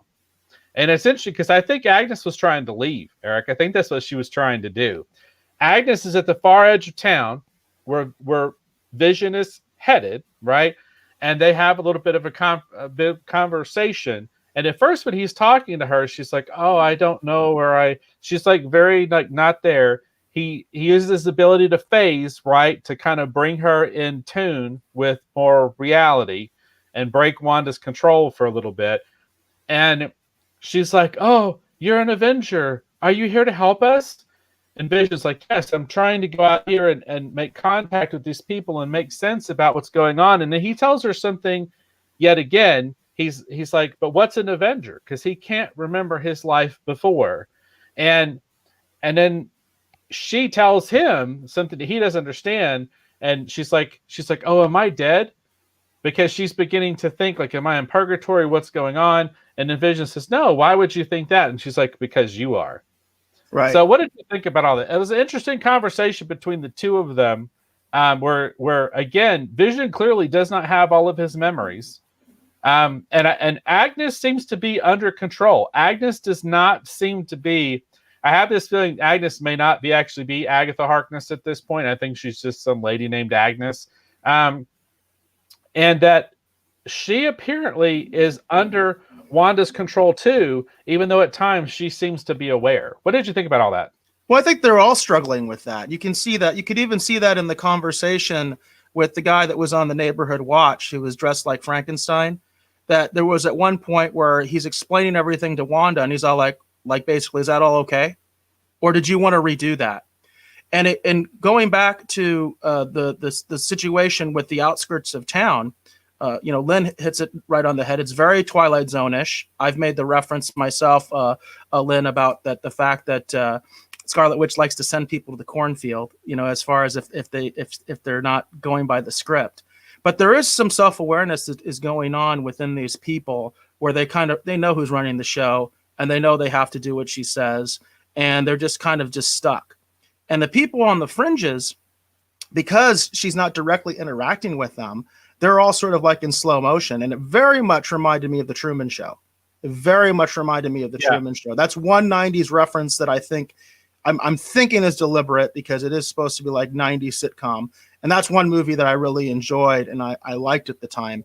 And I feel like it's very much, it goes kind of to like that whole sense of reality, right? Because I've had that thought in my head before. It's like, do people really do anything when I'm not around? You know what I mean? Because everybody, I think, has that question of existence because everybody in some way or another feels like they're the center of the universe. I know that. There's actually a clinical term for that called narcissism, right? When it's really out of control. But I as a kid and stuff, I mean, I think everybody's had that kind of idea, and the Truman Show really got into that. And that's what I think is happening in the Hex, is that basically if Wanda doesn't interact with them, there's really no use to them. So she doesn't really have them doing anything, or like you said, it's kind of funny because the farther you go out, the less they're doing, to the point where they're statues at the very edge of town. The farther you go out, they're starting like in slow motion, but then they're just statues. And it's like they're setting up for the next shot, right? They're waiting for the next shot. Going back to the Frankenstein guy, he's basically like, "So what I just told you, is that okay?" And it was kind of a funny little thing because what was happening was he was explaining what Quicksilver was doing as he was doing it. Basically, he was stealing candy. He was breaking pumpkins because he's supposed to be the neighborhood watch guy. And it's like, it was sort of interesting that whole dynamic of what's going on. And you can kind of see some of the limits, I guess, of Wanda's power. And at the same time, the questioning that Quicksilver is doing. And the questioning she's doing of Quicksilver. So like on her side, she is grilling him. She is like, "Why do you look different? Why don't you remember things or whatever?" And he does remember certain things, but he doesn't remember other things. And clearly this is a different version of Quicksilver. And, clearly he is not under her control. They actually have a confrontation and she tries to zap him. You know what I mean? Because she doesn't like what he's saying. So it's really kind of an interesting dynamic that's going on as far as the characters that are questioning the reality and to what extent they know what's going on. So at this point, let's go ahead and we're try and catch this up because we're at the 1 hour mark. So Vision attempts, he puts basically Agnes back under, right? Agnes leaves, and then Vision decides he's crossing the Ellis Street, which is the end of where no one's supposed to go past Ellis Street, and he goes out there, and he is basically on the course to breach the barrier. Now, while this is happening, at the same time, we go back to the B story, and in the B story, they're getting ready to go, and they're trying to get together their intel or whatever they want to do, and Darcy is hacking in, trying to get some more information on what SWORD is doing and what they know, right? And then Monica is basically waiting for a communication from her engineer friend, who has been theorized to be everyone from Victor Von Doom to Reed Richards to everyone under the sun. I've even seen some theories that people think this is Beast. I think it's none of these characters. We're going to get into my theory here in just a second. But anyhow, there's all these theories about who this is. She's waiting. She's like, oh, okay, he's up there at the ridge, and he's got this vehicle she's going to use to basically re-enter the barrier with, right? And this is the same one that we've seen in the preview trailers and whatever. It looks like it's crashing into the barrier. I do believe that's the same vehicle. Now, in the midst of this, a couple things come out. The first one is Darcy is able to hack into the SWORD intel, and she learns a couple things. Number one, Hayward can see inside the hex. He's able to track, apparently, Vision at the very least. He may even be able to track Wanda. And clearly Hayward knows a lot more about what's going on than he's telling everyone, right? And then another big thing that we discover too is that Darcy is warning Monica, you can't go back in there because the radiation has altered you. Now, if you're curious about any of this extra dimensional energy and how it alters can alter Monica Rambeau and maybe not give her powers, go watch last week's episode in the primer portion where I talk about all this, because I think this is definitely where this is heading. I do think she's already been exposed to something, though, and I have a feeling she might be a cancer survivor at one point, because she says, I've seen it all, and actually makes a remission comment, which makes it sound like she may have actually recovered from cancer at one point, which I'm beginning to wonder if maybe that has something to do, because we know her mom died from cancer, and I wonder if it's because of her exposure or time around Captain Marvel. And maybe that might explain a little bit of this weirdness whenever Captain Marvel is mentioned that Monica Rambeau has. Now, she gets a communique. My engineer friend's got the vehicle. He's on the other side of the ridge. FBI agent Wu's like, okay, I can boost a car. Let's go. And then Darcy decides to stay because she's still getting other information, and she feels like that she can maybe crack this, so she doesn't want to leave. So she decides to stay. They leave. She stays. While this is happening, Wanda is at the center of town. We get a really creepy moment where Quicksilver actually flashes where he's got bullet holes in him. And at a similar moment in time, Vision actually starts to cross through the barrier. Now, this is where everything kind of gets into overdrive. Vision is able to actually walk through the barrier, but it doesn't seem like he can get very far, because it's like it's pulling him apart, right? It's pulling him apart as he's trying to cross through the barrier. Darcy, because she's able to track, she sees what's happening. She runs out and she's like, why aren't you helping him? Why aren't you helping him? I have a theory for why they're not. She's like, why aren't you helping him? And the SWORD agents are standing around. And then Hayward says something I think is very important. Hayward says, wow, he really wants to get out, doesn't he? What did you think about that, Eric? Seeing everything that's going on, what did you think about that? I thought that was interesting that Hayward said, wow, he really wants to get out. But they didn't really do anything. Well, I mean, I don't know. I'm not too looking into it too much. I know there's something that you were talking about. We're going to talk about in the theory section. But Vision's been questioning this in the beginning. And so it makes absolute sense to me that at some point he was going to try to leave the barrier. The big question is, why does it look like he's falling apart? You know what I mean? Is it because he can't exist outside of the barrier? Is it because the barrier was trying to suck him back in? That's really the big question to me, is what was the issue? Why can't he leave? Is it because, because he's dead, because he can only live in the hex. And by the way, John, I think, has a great theory about that we need to discuss. So we need to get there. We need to get to the theories. Let's wrap this up and let's get into the theories. Okay, all right. So let's get there. Okay, so we're gonna go real quick, everybody. So basically, Vision is not able to really quite cross through the barrier. I think it's Tommy is the one that has the abilities like Wanda. He senses that Vision is in trouble. He goes and he tells his mom, and at this point, Wanda actually exhibits that she does have the ability to control what's going on, because she uses her ability to push the barrier out and basically envelop Vision so that he is going to be protected, right? And basically he's inside the barrier again. She expands the hex to include all the sword agents that are outside. Right. So everyone gets changed in some form, including Darcy. I was kind of shocked that the sword agents handcuffed her to the Jeep and then left her. That was a BS move. But anyhow, Darcy's there, so we know Darcy's also going to be affected, right?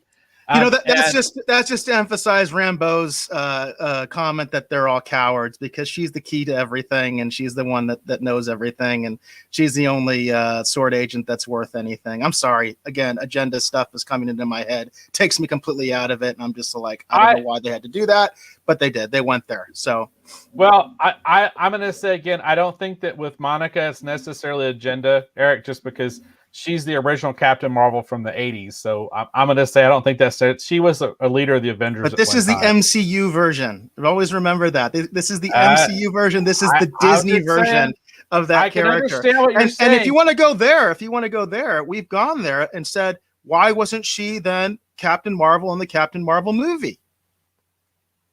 You want to go there? We can go there. You know what I mean? So ultimately, I feel like they're trying to have their cake and eat it too. Because it would have made more sense in my mind to have her just be Captain Marvel in the movie. But they didn't go that route.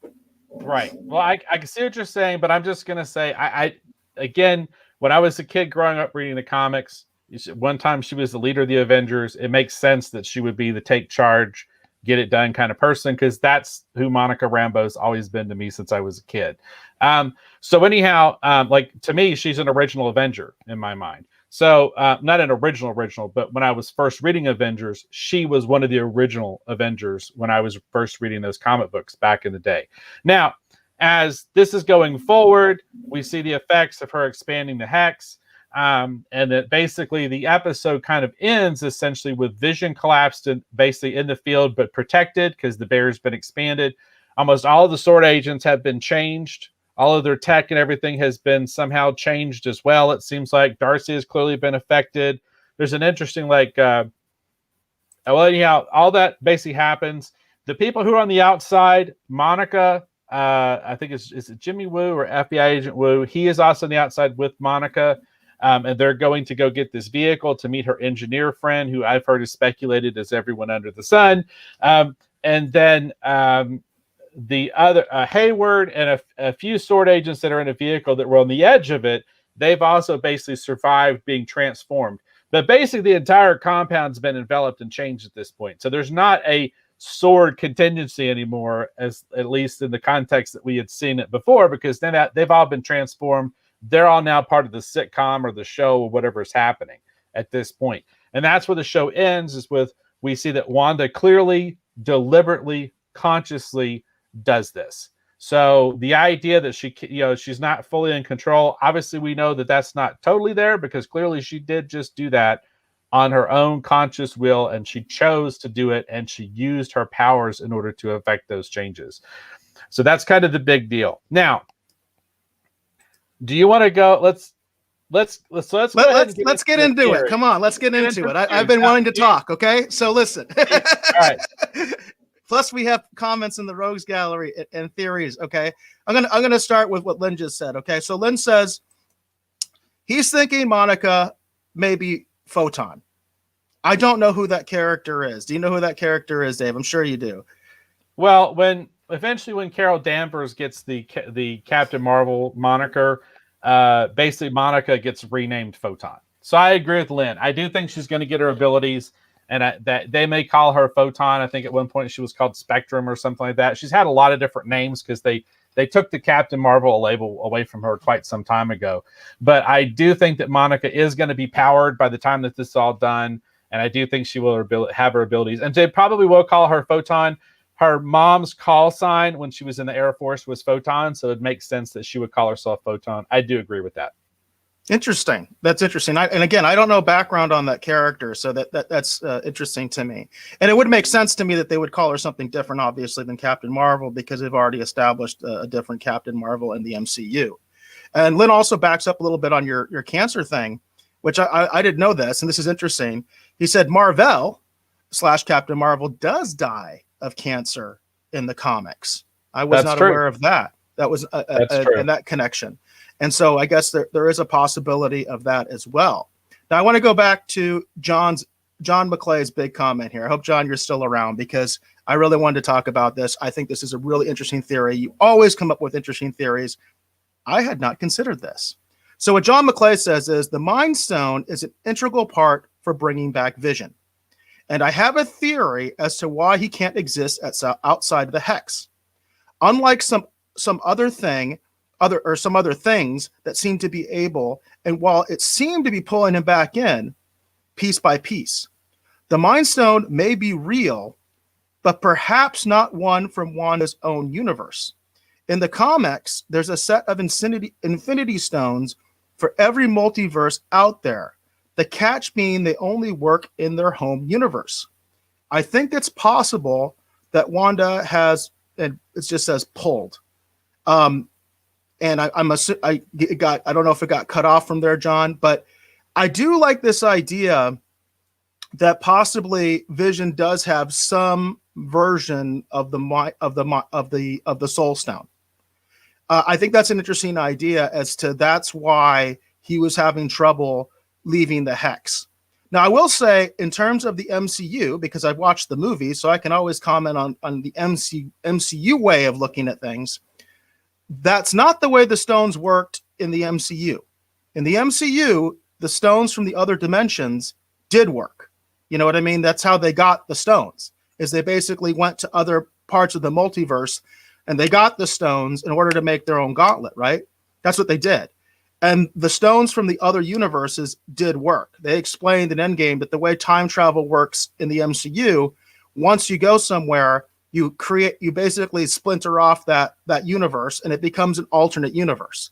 You can't go back and change the past. You know, in other words, like they said, Back to the Future is bullshit, which it was. You know what I mean? Time travel is bullshit. Unless you believe in the multiverse, then it can work. At least in my mind, it can work.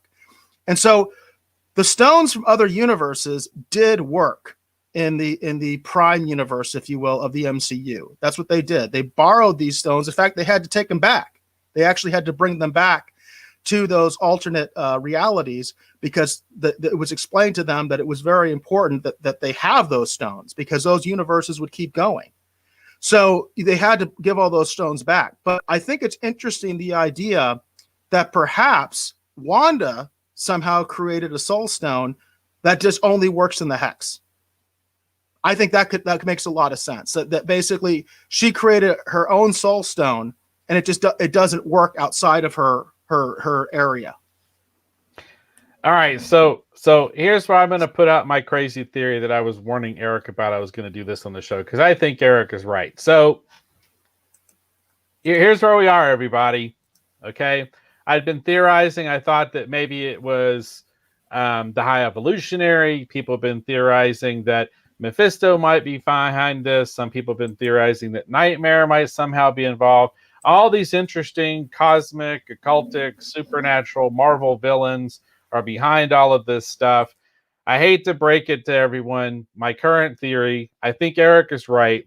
I think that Hayward is unfortunately responsible for all of this, because what I think is going on is I think Wanda is actually in prison. And I believe that the prison that she is in is using that technology that Tony Stark was using at the beginning of Civil War. Remember, he has and I just happened to stumble on this. I think it's been in front of us this whole time. But he has this technology where we see the de-aging technology for the first time, and he's talking with his dad and his mom, and they're there, but they're holograms, and he's able to interact with them, right? It's a reconstruction of a real-life event with interactive holograms. And if you watch the way that they shimmer out of existence when he turns it off, he calls it BARF. I can't remember exactly what it stands for. It's bio something. I forget how it works. But anyhow, I think what's going on is I think basically Wanda is in prison, and her prison involves this technology. Because if you watch Civil War, Tony is horrified when he sees how the Avengers are being trapped after they've been captured when they have their fallout in Civil War. Matter of fact, Wanda is essentially, she's strapped, she's got a power inhibitor, and she looks like she can't even move. And I feel like that because of the Sokovia Accords at the end of Endgame, Wanda is a criminal. She has no country to go back to. She has no one in her corner. Vision is gone. Cap was worried about her welfare. Cap is gone. Tony, who would have been at least somewhat worried about her welfare, Tony is also gone. And I feel like what they've done, because Tony keeps talking about, well, the consequences are going to be worse. If you don't sign the Accords, what they're going to do is going to be even worse. And I feel like they have stuck her in essentially a virtual prison. In the virtual prison, I feel like what's happened is Wanda has had a psychotic break. It's triggered her mutant gene that she's had this whole time, which is why she's able to take in the energies from the Mind Stone or whatever it is and manipulate them. And she has started making these unreal virtual constructs. She is making them real. And that's what's going on. So that's my crazy theory. I think that Wanda's in prison. I think that her abilities are making these virtual constructs for her virtual prison. She's making them real. It's a way to nod to the TV show The Prisoner too, if you want to go there. But that's what I think is actually happening in this. And I feel like the reason Hayward can see inside, and the reason Hayward knows more than he probably really should, I feel like Sword is her jailer. I feel that's what Sword is. Sword is basically keeping her in jail. It's a different version of the raft that we saw in Civil War. And now, I do think that John is right, because I do think that maybe Wanda has splintered off into two kind of divergent, like an enforcer personality and sort of more of a homemaker or a protective personality. You know what I mean? Like I do think there's something going on there with that idea. But I think that the version of Vision that exists inside the Hex is basically a construct based off of her memories, right? Because that technology was also developed actually to help get past. They talk about extreme mental trauma. That's part of the reason that Tony had developed that technology. So I think that's part of the reason they might have thought it was okay. And here's the crazy thing. I think that version of Quicksilver, I think that's not Quicksilver, but I don't think it's Mephisto. I don't think it's anyone terribly interesting.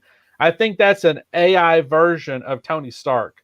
If you watch his mannerisms, the way that he talks, the way he's sometimes a little bit too calloused, even though he thinks he's being funny and he's not, I think that Quicksilver is basically an AI construct of Tony Stark. And the reason he knows what's going on is because he's trying to interact with her to try and help her process the trauma and get past it.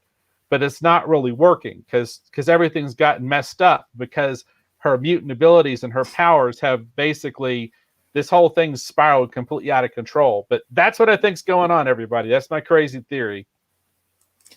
Well, sorry, wrong comment. Lynn said, well, he says that's not so crazy. I'm not sure if I agree with you, Lynn. That's all I'm going to say.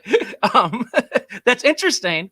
The one thing that I can see is the possibility that they tried to do something like that to Wanda, and that's why this is happening. In other words, she reacted to them trying to confine her, or someone. It doesn't necessarily have to be Sword, by the way, but that somebody tried to do something like that to her, and this was sort of like her defense mechanism.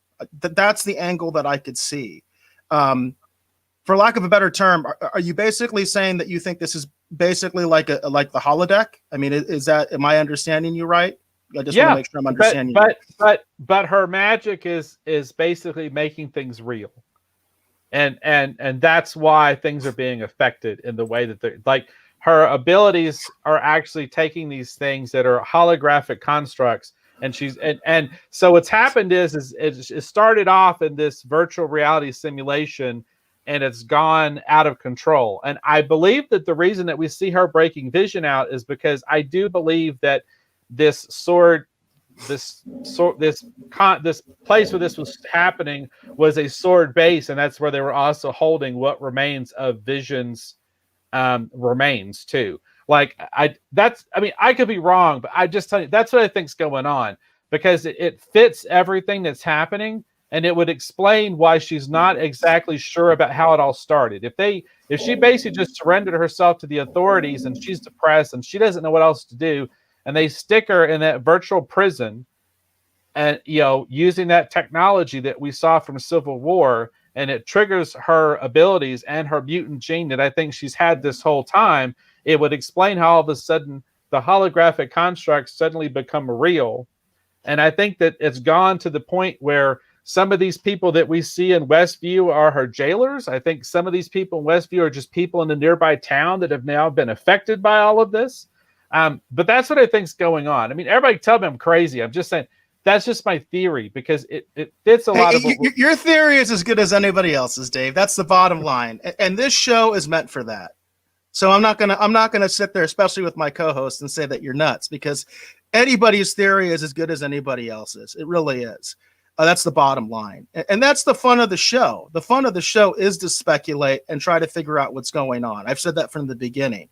That's the fun of the show, in my personal opinion. And Lynn was mentioning, so she stole Vision, or she stole Vision, according at least to the thing. So did they imprison her after the break? Did they imprison her after the breakout?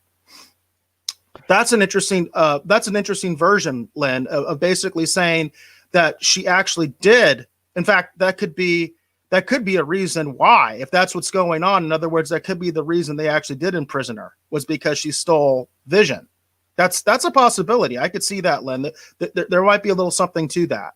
And then Lynn also says the defense mechanism idea makes sense as well, which is kind of where I'm coming from, is it's more like maybe they tried to do something like that to her, and as sort of a way to protect herself and possibly also to protect Vision, she created all this. Because I do believe Wanda's doing this. I think it's been manipulated somehow. I've said this from the beginning. I do think Wanda's doing this, absolutely 100%, but something else is influencing it, and I think that's one of the reasons why you get the sitcom thing. That's just my theory. It's as simple as that. I don't get any deeper than that. And then also, going back to one of your earlier comments, Lynn, the question, will Wanda cause mutants in the MCU? I think that's already been answered. I think it was answered in this episode. They directly said that Monica Rambeau was affected. That's what Darcy said. It could be that it's not true, but that's what they said in the show. They said that she's been affected. I think they're all being affected. My theory from the beginning has always been that this is going to be the origin of mutation in the MCU, is that Wanda's the one who caused it. It makes a lot of sense to me, because she is a mutant in the Marvel universe. That's the comics, right? But in the MCU, they didn't have mutants because that was a Fox thing. And now they're trying to rectify all that. And I kind of like it, because I think there's a lot of art imitating life, in terms of like this crazy decision was made where they decided to have Quicksilver in both versions, two different versions with two different actors playing Quicksilver. And they had an MCU version and they had a Fox X-Men version. And the Quicksilver in this one is the Fox version. And I think that totally opens up the door to the multiverse. I think that totally opens up the door to the mutants, to the X-Men. I think he's the key to opening that door. That's my personal theory. Well, it's interesting, because the reason I kept saying that I thought you were right, Eric, is I meant you're flat-footed. I think it's just Hayward is behind all of this. That I started looking at it from that angle that you had at one point. That it was almost sort of that. I never said that. I never said Hayward was behind this. I never said that. That was not something. That was not a theory that I had. I thought you'd said that like in the last episode. That might have been someone from the Rogues Gallery, but that wasn't okay. Me. All right. Well, I started looking at it from that angle, and that's when I started seeing a lot of connections. Because if you actually go back and if you rewatch Civil War, you need to watch about the first 25-30 minutes of Civil War and pay attention to everything that they're talking about in relation to the Accords, in terms of, and the things that Tony keeps talking about how concerned about what it is that they might do. I feel like that Thunderbolt Ross is actually ultimately behind this too. I feel like that it's going to come out that basically Thunderbolt Ross is basically Hayward's boss, and you know that I think Ross is Hayward's boss. I think that's already been established that he's the guy that's basically sort of in charge of global defense, at least from like an international agreement standpoint, right? I mean, I think that's already been established that Ross is ultimately, like, for lack of a better term, he's like the global equivalent of the head of Homeland Security. You know what I mean? Like that's his position. That has been established. So I think ultimately Hayward does answer to Ross. I think that's 100%. I think that's 100%. I think that's the case. I think that's been well established that Ross is the one who basically runs the for lack of a better term, the regular people of Earth, you know, and government agreements and all that kind of stuff. He's the nexus of all that basically is supposed to be sort of overseeing all this stuff, right? He's supposed to be the one that's in charge. Whether he still is or not, I don't know. But he definitely was established in that sort of role, you know, in the MCU earlier, that Ross has achieved that sort of status where he's basically the guy. You know what I mean? He's the one that it all comes back to. So I do think he's his boss, unless they've decided to move on from Ross's character and decide to use someone else or introduce someone else. I do think that he is Hayward's boss. I do think that. So we'll see. We'll see how this goes down. But I like I said, I really think there's something to this. I do think that they have captured Wanda, that she's in a prison, and all this other stuff is spun out of that. And I would not also be surprised if we learn that Ross has either a version of Freedom Force from the comics or the Thunderbolts. And I wouldn't be surprised if we're going to realize that Zemo and Abomination, and there's a lot of these other characters that might have been imprisoned on the raft, if they're not sort of like a Suicide Squad on kind of work release kind of idea, and that they might have had something to do with actually capturing Wanda. I just have this real feeling that a lot of this stuff is going to come out in these next few episodes. I mean, I could be totally wrong, everybody. I could tell wrong. All right, Dave.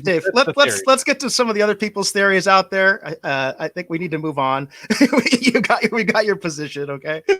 Now, Positive Candor made a comment earlier where he said that Nightmare is responsible in some way, and once again, that's a character that I don't have knowledge of. Dave, do you know anything about Nightmare? About that? Have you heard that theory that Nightmare is possibly responsible in some way for all this?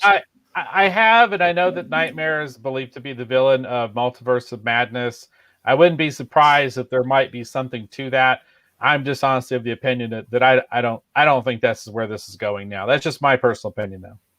Cool. And then going on to John, also had a follow-up comment. He said, the different universes I was mentioning are not different timelines, but discrete, separate whole other universes, like the universe where Spider-Man is Tobey Maguire instead of Tom Holland.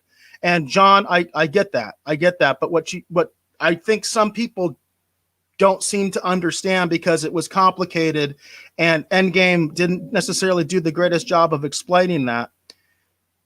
There are multiverses where, yes, Tobey Maguire is Spider-Man instead of Tom Holland, right?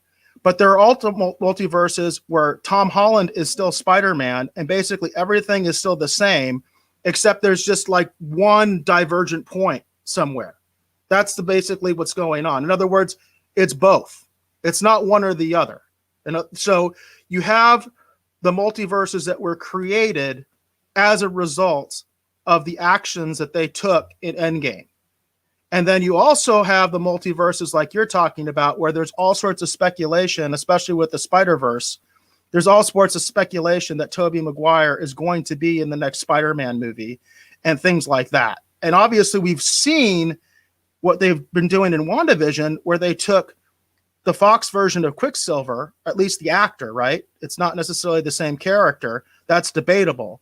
But they took the actor who played Quicksilver in the Fox movies and they put him in WandaVision. So we've already seen that happen. So I just want to point out that it's all basically the same thing. It's still the multiverse. You know what I mean? It doesn't have to be like a different person, like physically look different, to be a different universe. That's just the point that I want to make there. The multiverse covers both. It's not just one or the other. One's an alternate timeline and the other's a multiverse. No, basically the MCU is saying alternate timelines are another universe. So that's what they're trying to say. In other words, time travel's bullshit. That's the easiest way I can explain it. Time travel's bullshit. If you travel in time, you're immediately going to create another universe. It's going to diverge. It's that infinite universe theory that basically any decision that could possibly have been made has been made. And there's like this endless splinter of different universes, like, Hitler won World War II. You know what I mean? Like stuff like that. Or Hitler was killed as a baby. You know what I mean? Stuff like that. It goes all over the place. So they're both all part of that multiverse idea. And I do think they're going to keep exploring that. Like I said, there's all sorts of rumors that in the next Spider-Man movie, there's rumors that Tobey Maguire is going to be in it, that some of the other versions of Spider-Man are going to be in it. We've talked about the fact that DC is supposed to be all over this, but apparently Marvel is going to beat them to the punch once again. It's just the way and they have in WandaVision. They already have. WandaVision, again, having the actor who played Quicksilver in the Fox movies, they already did it. You know what I mean? And they're going to keep doing this, I think. I think that's something that's going to continue. And then Positive Candor also says, just remember that the people inside the hex are in a dream state, and that Nightmare rules the dream realm. Now that's an interesting idea, Positive Candor, that they might be in some sort of a dream state. I actually kind of think that's an interesting idea. They certainly kind of do act that way a little bit. I can even speak from my own dreams and the impressions I have from my own dreams without remembering them, because I always forget my dreams when I wake up. They go away really quick. But when you're in the dream, at least for me, I don't know if other people have this experience. A lot of times when I'm in the dream, I don't realize I'm dreaming. In fact, most of the time I don't realize I'm dreaming. So I could kind of see that. And I think that's an interesting idea of this possible dream state, and that being, the reason you think that Nightmare might be responsible for all that. So that's a pretty interesting idea. All right. Now, we did have some other comments that actually back up some of my theory. I just want to bring that up.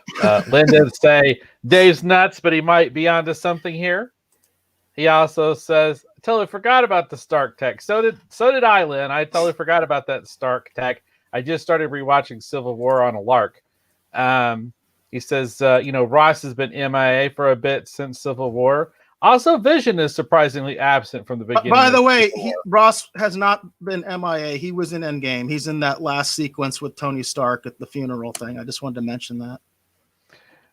He's actually there at the send off or whatever, when they show all those different characters from all the different movies, that basically any movie that Iron Man was in.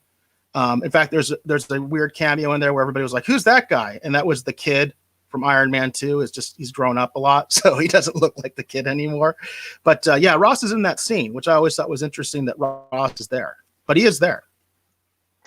And then, of course, PJ says interesting, and I think all these theories are interesting. I really do. I think all these theories are interesting. The speculation is a lot of fun, and I think it's all going to be interesting to see how this all does actually unfold. To be honest. Yeah, I'm really curious to see. And then let's give the audience the last word here. PJ does say, it says, yeah, I'm thinking dream state too, Eric, because that's just another thing. And by the way, that wasn't my theory. That's Positive Candor's theory. So give the credit to him. I just can kind of see where he's coming from that, because I think that is an interesting idea, because the way they're acting, literally from my own dreams, I can kind of relate to that.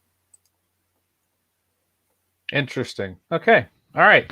So we do have some more comments. Thank you everyone for commenting. Again, everyone who comments in the Rogues Gallery, again, you're being entered into a contest to win one of these two sketch cards, Marvel trading cards. We're going to be talking about the trading cards here, hopefully just a little bit.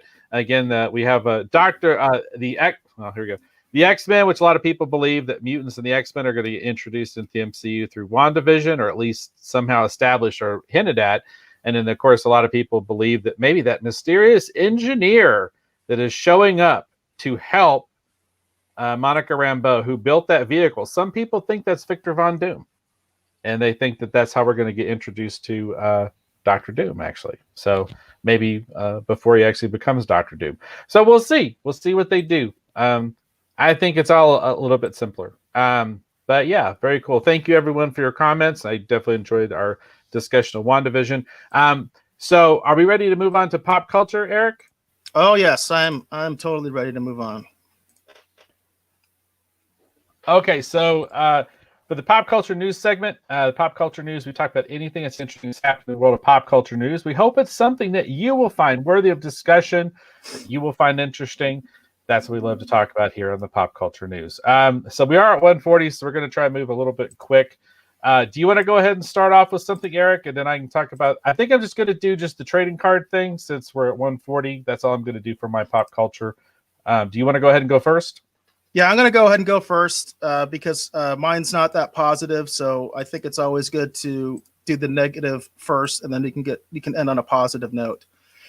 So this is a lot of you, PJ, if you're still there. This is the aftermath of the news that you shared from our last episode, where basically you told me that Gina Carano had been fired. I actually found that out live on the show last week, and I was super upset, super pissed. And in the aftermath of that, this has happened. So this is from MovieWeb.com, and it says Cara Dune action figures canceled by Hasbro as Gina Carano exits The Mandalorian. So this is one of those things that's just like, again, it just upsets me. It's I don't know. I don't know what to say about it, except I think it's bullshit. And it's one of those things that really sucks. Now, the thing that I'm trying to go through right now is I was never actually interested that much in the figures that came out. So for folks that aren't familiar with it, I don't know if this article has the pictures of the two figures that actually came out, but there were two different figures, two different lines. It's the Dark Series, which is I think is basically the Black Series. I said the Dark Series, the Black Series, right? And the Vintage Collection. So the Black Series basically are supposed to be like more directed towards, I think, more towards adult collectors, but at a more affordable price than, say, like Hot Toys, right? Where Hot Toys is like really premium and that kind of a thing. So they tend to be more detailed figures. I've never got into them. I've never got into them at all. Then they have basically the sort of standard line, which is what they've been doing is they've been putting them on card backs that look like the old style Star Wars figures. So it basically just has the same sort of motif, even though they're new figures. Like, for instance, Cara Dune was never in the 1980s, 70s Kenner Star Wars line. They make a card back that makes it look like that. And I haven't been interested in that either. I haven't supported either one of those lines. I know a lot of people, when it comes to the vintage collection, there's a lot of controversy because I think most of those are either Target or Walmart exclusives, and people have a hard time getting their hands on them. But it's a gimmick that just hasn't got to me, like putting, new figures on a card back that looks like from my childhood. I'm just not that into it. But what I was into was this idea that and we covered this on the show, they were going to be doing a retro collection. And I don't have a picture of the figures to share right here because unfortunately it's not on this article. This is not that figure. I think this is I don't even know which version is pictured here. But the retro figures are really cool. So what the retro figures are is basically they're taking the Mandalorian. They took all the major characters and they made them look like the original Kenner's line. They made them look like that style of figure. And that's the one that's really up in the air right now. And I myself went ahead and went to Entertainment Earth. I could not find the specific Cara Dune figure to buy alone because it's all pre-orders. This stuff's not supposed to come out until June, which I've been lamenting that since before all this controversy and everything like that. Was all like, geez, till June we have to wait to get these figures. You can only pre-order them. Well, I decided with this news that they're getting rid of Gina Carano figures, I was like, well, how is this going to impact the retro line? So I decided to go ahead and go on Entertainment Earth I couldn't find the individual Cara Dune figure, so I went ahead and just ordered all of them because they offer a deal where you can get the entire collection. So that's the Mandalorian, that's Baby Yoda, that's Carl Weathers' character, that's gosh, I'm forgetting all the characters' names. That's Moff Gideon. Yeah, Moff Gideon is part of that line. IG-11 is part of that line. So it's got like a lot of the classic characters in that, and they look exactly like they probably would have looked if they had made them, you know, in the original Kenner's line or something like that. They really look cool. So I went ahead and ordered the whole thing. And at first I was thinking in my head, I even put a comment out there on Twitter. I was like, well, maybe this is what Disney wanted all along. You know what I mean? Now instead of buying one figure, I bought the whole damn collection. You know what I mean? Because I can't get the figure by itself. But I'm sad to say they have not processed my order. In terms, they have not charged my credit card. Now, I don't know if that's because it's a pre-order or what, but I have a suspicion that this line might get yanked too. And if it does, that's really going to suck. I think it's because it's, to be honest, I part of it's because it's a pre-order, because they won't process it and until it's ready to ship. That is a pretty standard. For example, like I ordered like some variant copies of the new Alien comic that's coming out, and I still haven't been charged for those either. That actually with a different place. And it's the same thing. If it's a pre-order item, not everyone takes it right away. So there is the possibility. Part of it is that, and the second part of it, unfortunately, though, is that I have heard that they are going to pull the Cara Dune figures. I don't think the Cara Dune figures are actually going to come out. So I think that sucks. I don't know. This whole thing is, I don't know. I don't want to get too political on the show. You know how I feel about all this. I've been so pissed about this. I was considering just canceling my Disney Plus subscription and saying, fuck it. I'm done with it. I'm not going to support this crap anymore. But I decided, you know, we're still reviewing WandaVision. Like I said, at first when I watched WandaVision, I was just pissed. I was just like in Disney hate mode. And I had to go back and watch it again just so I could try to rationally discuss the episode. So I'm really upset about it. I'm just going to put it out there. I'm just really upset about it. I think it's a bunch of BS. I will say this, though. Just like I said, well, maybe at the end of the day, Disney profits because they sell more toys. Hey, Gina Carano's apparently moving on as well. Last I heard, she's apparently doing some project with the Daily Wire. So she got hired to do some other sort of other project. So who knows? There may be some deliberate, that maybe she wanted this outcome. And ultimately, it's going to give her great publicity for her next project. Who knows? I don't know. I never claim inside knowledge if I don't have it. You know what I mean? All I can do is go up by what's reported, see what's happening in the aftermath, and I react to it. And it is interesting. It's an interesting story, and we'll see. We'll see ultimately how this affects Disney, how this affects Lucasfilm, how it affects Gina Carano herself, and who ends up actually landing on their feet, because that's anybody's guess.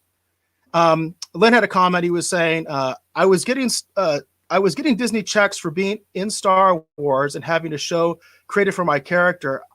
If I was getting Disney checks for being in Star Wars and having a show created for my character, I'd be too busy to post stupid stuff on social media. The only thing I'd be tweeting is watch my show and then watch my bank account grow. By the way, I like that little rhyme there you did, Lynn. That's good. Maybe Kevin Sorbo, and Dean Cain can do a show together. Wink. And by the way, Lynn, I had said this. I totally agree with your perspective, because me personally, like my rule with my social media account is I don't post political stuff. I will react to it. I will comment on it. Like I'll say, good job, or you're full of shit, or something like that.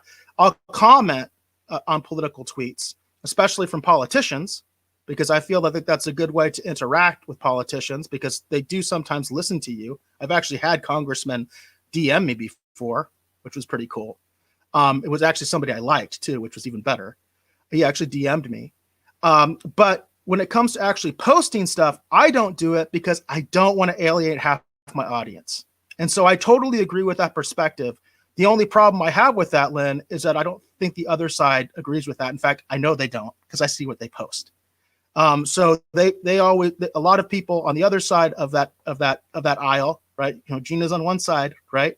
The people on the other side, they post political stuff to their heart's content, and there's no consequence, and they're alienating half the audience. One way or the other, you're alienating half your audience. So I totally agree with that sentiment, Len. And I think when you're creating content and you're trying to create content like, you know, movies, and you're trying to create comics, or you're trying to create anything like that, toys, talking about toys, you don't want to do that, because you don't want people to be like, oh, well, I don't want the Gina Carano figure because I'm this political party. You just want to sell the damn Gina Carano figure. I'm sorry, the Cara Dune figure. That's kind of a Freudian slip there too, because it is Cara Dune we're talking about as far as the toy. It may look like Gina Carano, but it's actually a character, right? It's a character from a television show. And Cara Dune is not Gina Carano. She just happens to be played by that person. In fact, there's also rumors now about recasting Cara Dune. There's all sorts of rumors about that they're going to recast her.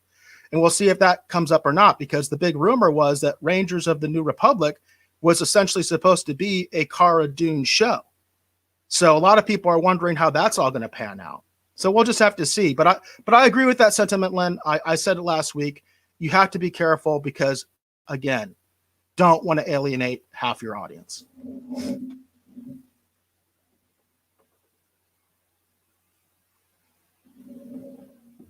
Oh, sorry. I'm trying to get a graphic to start up here on my end. That's why it was being quiet.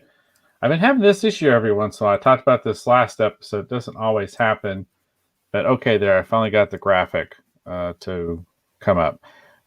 So I am going to move past this topic onto something else, just because I don't want to get too political. Eric knows how I feel about this stuff. But let's talk about bank accounts. Okay, now, this is something we've been teasing. This is going to be I had some other things I wanted to talk about. Let me throw this out there just real quickly, okay? If you are a fan of Thunder the Barbarian and you like Funko Pops, Emerald City Comic Con is going to have some kind of a virtual event, and Funko actually announced they're going to be doing Thunder the Barbarian Funko Pops. So if you're into that, definitely go check that out, but I'm not going to be covering that because I'm going to primarily be talking about this because I have a feeling that's going to take up a lot of time. Now, here's the deal. All right. I am a big trading card fan. My entry into comic books started with my grandfather reading me stories, but the original first things I ever used to collect were actually baseball cards. That was my big love, was actually baseball cards. And then eventually I got to a point with baseball cards, but wasn't really holding my fascination anymore. And I started taking my baseball cards and trading those in order to get comic books. And then I segued over into collecting comic books, which I primarily focused on. But I have enjoyed collecting a lot of the trading cards over the years. And one of my favorite lines of all time, there's two, is the original Impel Marvel Universe trading cards from the 1990s. You get to see some of those pictured right here. And some of my other favorites were actually the Joe Jusko Masterpiece cards, the original ones. Now, something interesting has been going on. I'm going to show these off here just real briefly, just to kind of give you guys an idea. Lynn is already aware of all this weird fascination I have. Now, I am a big fan sometimes of characters more than necessarily lines. So let me go over here. So one of the things over the years I do is a lot of times I collect characters more than I necessarily collect lines of cards. So I just showing this off. This is an entire page of nothing but Rogue. Okay. This is I have every single Rogue Marvel card that's ever been produced. Okay. Because I'm a huge fan of Rogue. She's one of my favorite characters actually in the Marvel universe. A bit of a weird crush thing. But I've always loved this character. And part of the reason I know so much about Captain Marvel is because of her connection actually to Miss Marvel and Carol Danvers. That's how I first got into learning about that character. Now, I want to show you here because if you notice, there's like there's a lot of versions on here, but there's a Masterworks on here. There's actually two masterpieces. There's two masterpieces on there. This Rogue card here is the one that we're talking about. This is the line. Now, I have been thinking about actually going back and actually trying to complete a set of the actual Masterpieces cards. That's what I had been thinking about doing. So I have been actually watching on eBay, because I've also been talking about here on the show of actually going back and actually pressing some comics and starting to actually sell comics on eBay and use that money in order to turn around and buy other comic books with. Now, along those lines, I've been watching the cards. Here's the thing that's been interesting. A lot of these older Marvel cards, specifically the original 1990, this is some more of my cards here. I just wanted to show these off. So a lot of these original Impel cards, they're going up in value astronomically. Now, they do need to be graded. Okay. If they're graded, those cards are actually going up in value. So I wanted to bring this up on the show, number one, because I think these cards are fun. And I'm excited to see people are talking about these cards. But here's what I want to point out, okay? There's a guy just put a video on eBay a couple days ago saying, don't invest in these cards. I'm not saying invest in these cards, okay? Here's what I'm saying to do. I know some of you in this audience watching, Lynn, I'm talking to you because I know you've got some of these cards. Those of us who collected these cards, if you have a connection and a love of these cards, if they're in a storage shed, if they're in an attic, if you love them and you want to take care of them, put them into a climate-controlled environment. Take a look at the condition of some of these cards. Some of them might actually be worth having graded. The Cosmic Spider-Man card, the Black Suit Spider-Man card, the Venom card. A lot of these cards they're actually saying are quote-unquote like Venom's rookie card, okay, because it's the first trading card, with Venom on them. And these cards are skyrocketing in value. Specifically the Cosmic Spider-Man, a lot of the hologram cards. These cards are selling on eBay right now for anywhere from $800 upwards to a couple $1,000s. If you have a case of these things, these cases of specifically these particular 1990, the first wave of these cards, these cases are going anywhere from $3,500 to $5,000 on eBay. Now, is this a bubble? Is this going to last? Of course it's not going to last, okay? But here's the deal, okay? If you have some of these cards, if you're not attached to them, now is also the time to take them out, get them on eBay, put them on Mercari or Facebook Marketplace or something, mark them up. Now, if you want to get out of these cards, if you have no attachment to them and you want to make some money, now is also the time to maybe sell these cards because there's a lot of attention on them. These cards, go back in time, these cards were essentially worthless, okay?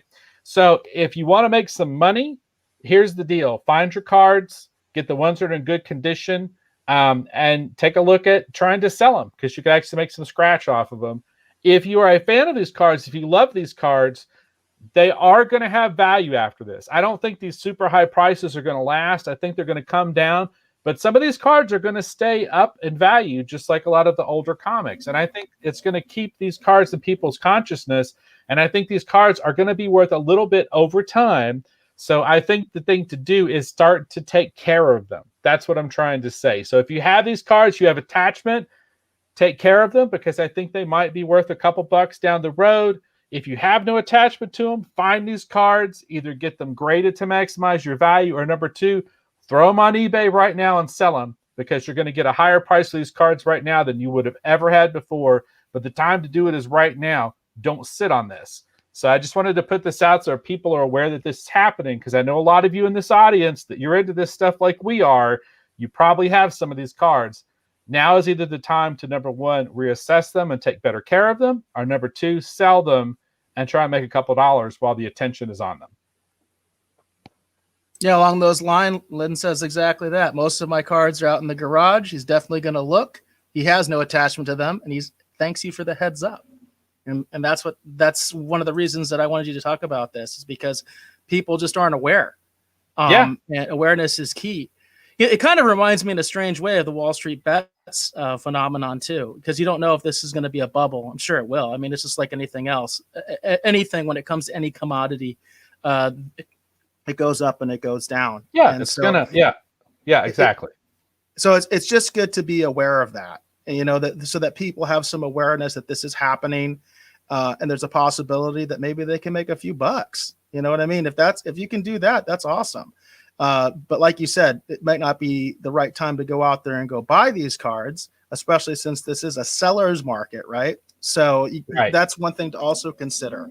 And the other thing I wanted you to talk about was you're going to be going through the grading process, right? You're going to try to find some cards and actually have them graded, which I think is interesting. We've talked about doing that with comics as well, as far as you were looking into actually grading some of your comics. And you made the comment to me off the air that basically it was looking like your cards might actually be more valuable than the comics that you were looking at having graded. Right. Along those lines, for example, this I just pulled this card out just because it's a bit easier to see. But this is the Patch Wolverine card. One of the things they're saying to be careful of is to pay attention to the centering. I hope I don't damage this card doing this. But this card, the centering on the front and the back, it's hard to see, is almost dead on. The corners are real crisp and sharp. The printing is really good. This thing has been in an environmentally and controlled environment. This is actually the first time I've actually touched this card outside of being in the sleeve since I originally got it when I was a child. And a lot of my cards, I was looking at them and inspecting them, and some of the ones that are more rare, like, for example, my Captain Britain card is also in incredibly good shape, and it's pretty much dead on centered. So what I'm going to do is, then the reason I showed this rogue page to begin with is because for those of you who are into this stuff, I collect more of the characters than the sets. So this entire sheet of rogue cards is an example of what I'm going to do. Those characters I care about, that I have an attachment with, those cards I'm going to keep. But some of these other cards I don't really have a huge attachment to.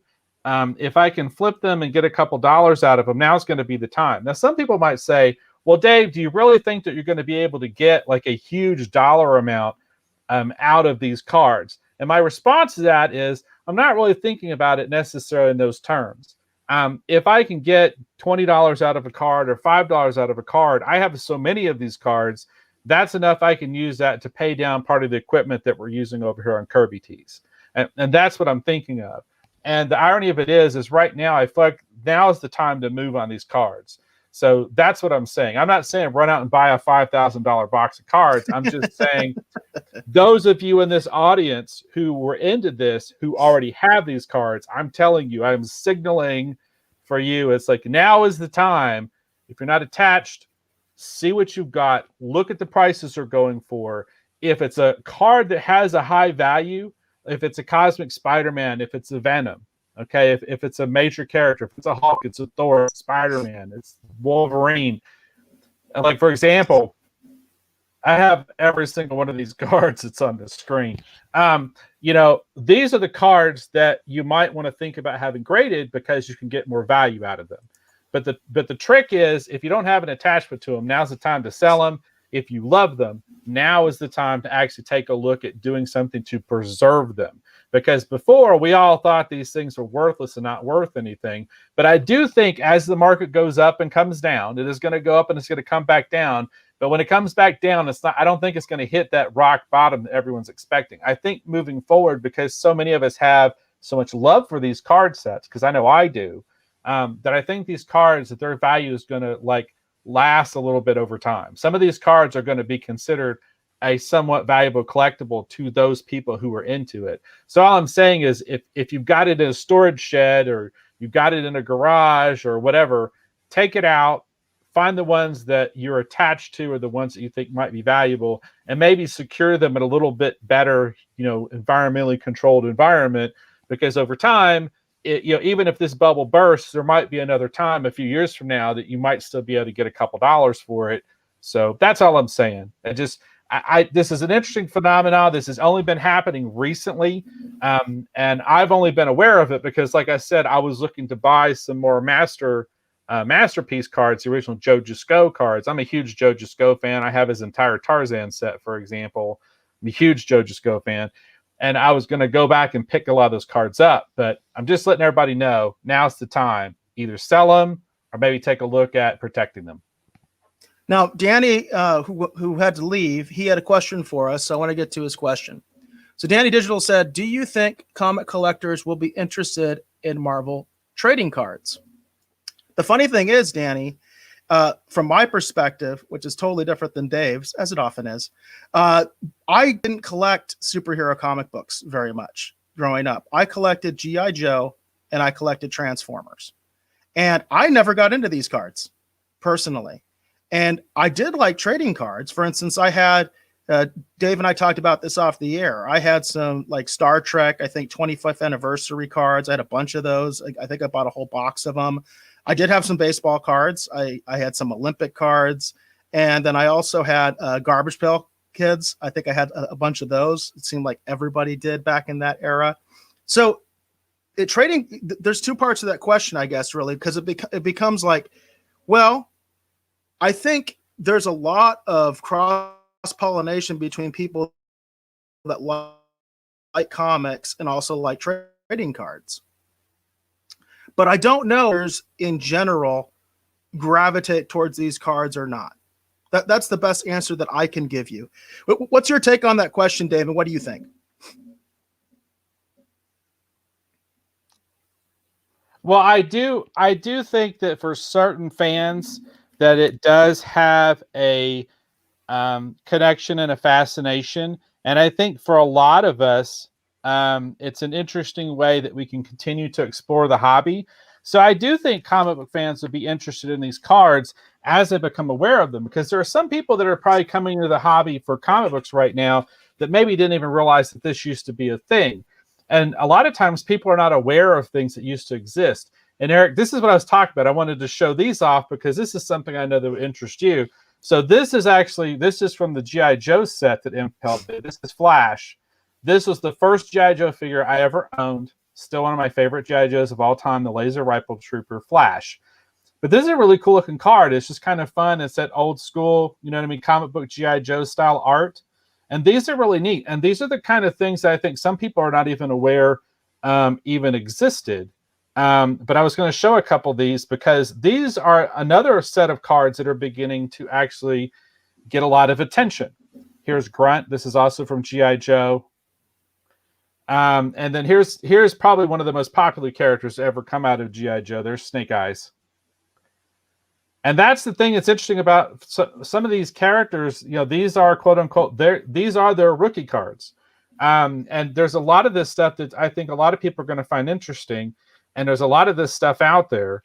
You know, but I don't know. But I do believe, in all honesty, Danny, I do believe there are going to be people who are going to be fans and interested in these and love them. I still love them. I mean, I have a whole set of these G.I. Joe cards. I've got multiple versions. I haven't even talked about the DC cards. I've got almost every DC card that's ever been produced. Plus, I've actually worked on some of the DC cards. I actually worked on several sets actually for Cryptozoic. I've done the official cards actually for Dove, Superboy, you know, and other interesting side characters too. So I have a love and a fascination for these things. I've always loved them. But like I said, this is what, collecting baseball cards is what introduced me into the collecting hobby in general. So maybe it's just a little bit more in my vein. It's a little bit more of my, it's in my veins, you know what I mean, to be into this. Yeah. But I do think as some fans are aware of it, this is an interesting way that people can collect and love these characters. Like, for example, like if you don't have the room to have a several thousand piece collection, my trading card collection takes up a lot less room than my comic book collection does.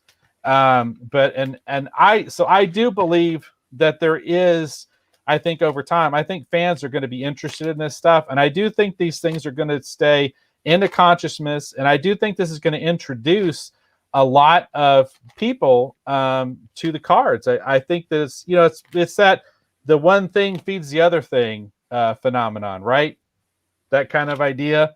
But these are really cool. And that's the thing. I think a lot of people are not aware of a lot of these things that exist. This is actually from that too. A lot of these lines, they'll collect like classic covers. So yeah, but these are really cool. And these things are starting to heat up too. So, but like I said, if you don't have an attachment for them, for those of you who already have them, now's the time to maybe take a look at selling them. I just think now's a good time. And if not, now if you do have an attachment to them, take them out of the garage, take care of them. You know what I mean? I think some of these things are going to have value over time, just like some of the comics do. Yeah, and I am part of that demographic you were talking about, because I collected GI Joe comics, but I was not aware of the cards. I really wasn't. That was not something that ever showed up on my radar growing up as a kid. But I'm sure if I had known about them, I would have liked them, because I did collect other trading cards. So it is interesting from that perspective that I do think people get into that stuff. And Orville Nation mentions that he was into Garbage Pail Kids. He says, I remember those. I feel like if you're a certain age, everybody had, because I remember trading Garbage Pail Kids on the bus. I traded Garbage Pail Kids with kids on the bus, and then Lynn says, when I think of Wolverine, I touch my card. And he has a little music thing there. Yeah. And he mentions, it takes up less space than comics, just as you said, absolutely. That's absolutely the case. And like I said, you can specialize too. If you have just that one character you like, you can collect just the cards of that one character. One of my Rogue cards is actually signed by Andy Kubert, who actually did the art for the card. So, and that's a fun thing too. A lot of people don't realize is that, you could, throw a whole bunch of cards in a binder. They're easier to transport around when you go to a convention to collect autographs and stuff too. It's a different way to be into the hobby. Like, for example, I think you have some people who are interested in the comics, but they find it daunting. And then they may learn about the cards and they love the movies and then be like, oh, well, here's a way I can kind of collect that sort of nostalgic, fun thing, right? But it's not quite the same, sort of daunting task as trying to get into the comics. It's like, oh, well, there's been 10 Spider-Man cards over time. Okay, well, I'll get one of those Spider-Man cards I can get, so. Yeah, if you try to collect all the Spider-Man comics, that's insane. Jane mentions that she has 2 complete sets of the Smallville trading cards, And actually, I did have some of the Star Wars cards. I think actually I might have inherited some of my brother's collection at one point too. My brother, I remember, had a lot of Star Wars trading cards. So there's all sorts of stuff out there. It's not necessarily just the Marvel cards or anything like that. Lynn also mentions card sleeves and card boxes are cheap. I've been taking the NFL cards I've wanted to keep out of my old binder sleeves and putting them sleeves and card boxes. Space is at a premium since he moved in. Nikki, I assume, is your wife or girlfriend. We moved in together. Gave a bunch of Chief cards to the owner of Area 51 Ice Cream and gave Jerry Lawler my Browns card. Only person I knew who would want them. That's interesting. Gave Jerry Lawler your those cards, huh? That's a pretty interesting story. And then Hollywood Jackson says he collects. He says, I have a get out of jail free card with a lawyer's number on the back. Different kind of card collecting right there, Hollywood. But everybody has their way, right? It's not just our way. Everybody collects their own kind of stuff. Yeah, for sure. And then Len also says that he has a complete set of Bushy Tails cards. That's right. You guys did cards for Bushy Tails too, right? We did trading cards. And again, that's because of our love of cards, and we thought it would be an interesting thing to do. And I've actually got a binder that actually has a lot of the cards that I've actually worked on, like the actual trading cards. Maybe something we'll get into down the road. But no, yeah, I just thought it'd be something fun to talk about. Probably droned on about it too much, but I just wanted people to be aware of it, because this has only recently happened, and prior to this, these things are considered worthless. And I do think that they're going to have some value over time. So if you have them, start taking care of them. So Lynn asks if he should get his Bushy Tails cards graded. Well, here's the scary thing, Lynn. One of the things I'm thinking about doing is getting everything I've worked on graded. I have a small stack of the DC books and the Marvel books and stuff that I've worked on. I'm actually planning to send those actually to CGC. One of the most valuable books in my collection, ready for this, everybody, is a book I actually worked on. I talked about that on the show. I was shocked to learn that. There's a variant cover of a book I worked on that has actually quite a bit of value to it. I was a little stunned to realize that. And then a lot of my cards I am actually planning to actually have those cards graded. The Superman, the Legend cards, I'm going to have those graded. I love the Superboy card that I did, even though I know it's the new 52 version of Superboy. I thought that card turned out really nice. I'm going to have that one graded. I actually did a card actually for the character, the Black Terror, the Golden Age superhero. I did that for a Golden Age superhero line. I'm going to have that one actually graded as well. So I am planning to get some of my stuff graded, and I'm also intending to actually get all of my Bushy Tales cards graded. Lynn, if you and I get our Bushy Tales cards graded, we're going to have the most rare graded collectible comic book cards in the world, because there'll probably only be two. There'll be two of this card and two of that card. Two graded cards. There you go. That's right. We'll have the most rare cards ever. People will be like, "There's only two of these. They've got to be valuable." So yeah, I'm planning on it. It's silly and stupid, but I do plan on doing it. Yeah, Lynn mentions that he was shocked when he saw that some Bushy Tales pins were actually that you did from San Diego Comic-Con. And I actually remember that because I remember hanging out with you guys at your table at San Diego Comic-Con. He says some of that stuff's on eBay now. So that's pretty cool. And for anybody not familiar, Lynn and Dave did this together. They did Bushy Tales together. And it's a really cool comic book. And do you still sell those comics at all, like on your website or anything like that? Or I still sell them when we do conventions, because I still have copies of the books.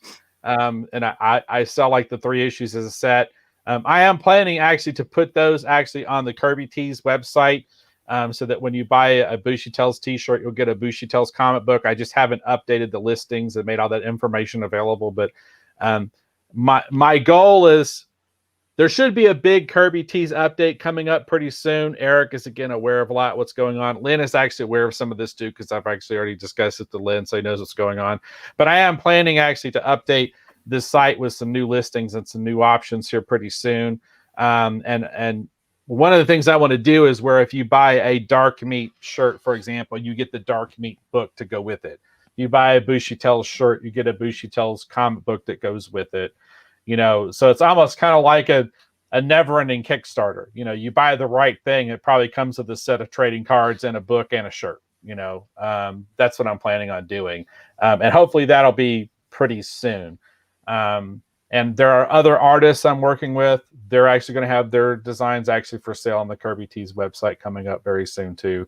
I'm working on all this stuff, but it's one of those things I have to take the commercial jobs to try and pay the equipment off, when in reality I bought the equipment for this other idea that I was just talking about. That's what I bought the equipment for, is so I could sell Retro Rogue shirts and Bushy Tales shirts and whoever else shirts, and help out my independent artist friends and independent creators, such as Eric and myself. That was the original goal. But if I could pay the equipment off, I'm going to take every commercial job I can get my friggin' hands on, because the sooner I get the equipment paid off, the better. So luckily I've been pretty busy. Is there some wood I can knock on? I'll just do my head. So luckily I've been pretty busy, and that's good, because that helps to pay the equipment off, faster. So yeah, that makes a ton of sense. Of sense. And Lynn, I totally feel you. What's a convention? Sounds familiar. Right. Lynn, I feel you on that one so much, and hopefully we're going to get past that very, very soon. We're pretty much out of time, but I want to go ahead and because when I tweet something, I make sure I at least touch on it, and I usually try to tweet a couple different things or whatever. I said I was going to talk about Cara Dune, and I said I'd at least touch on Streaming Wars. So I'm going to go ahead and get on Streaming Wars just real quick, because I missed this last week, and I almost kind of want to make this I've wanted to kind of make this like a tradition, because I try to emphasize that people all the time claim inside knowledge. They say this is successful, this isn't, blah, blah, blah, blah, blah, and they don't reference the numbers. It's amazing, because Netflix has been doing numbers on streaming, I think, since September or something like that, maybe a little bit before then, and still it feels like this isn't really a thing. I'm starting to see some of the mainstream type people like Variety and stuff like that starting to comment on this, but so many streamers still don't comment on this, and it's just like, I don't know, everybody likes to be in fantasy land, I guess. So this is from the period of January 11th to January 17th. Basically these ratings are usually a month behind, so always keep that in mind. And what I thought was really interesting, and by the way, I missed the last period, and on this one, Cobra Kai is number 2. But on the last period, before this one, the one we missed last week, Cobra Kai was number 1.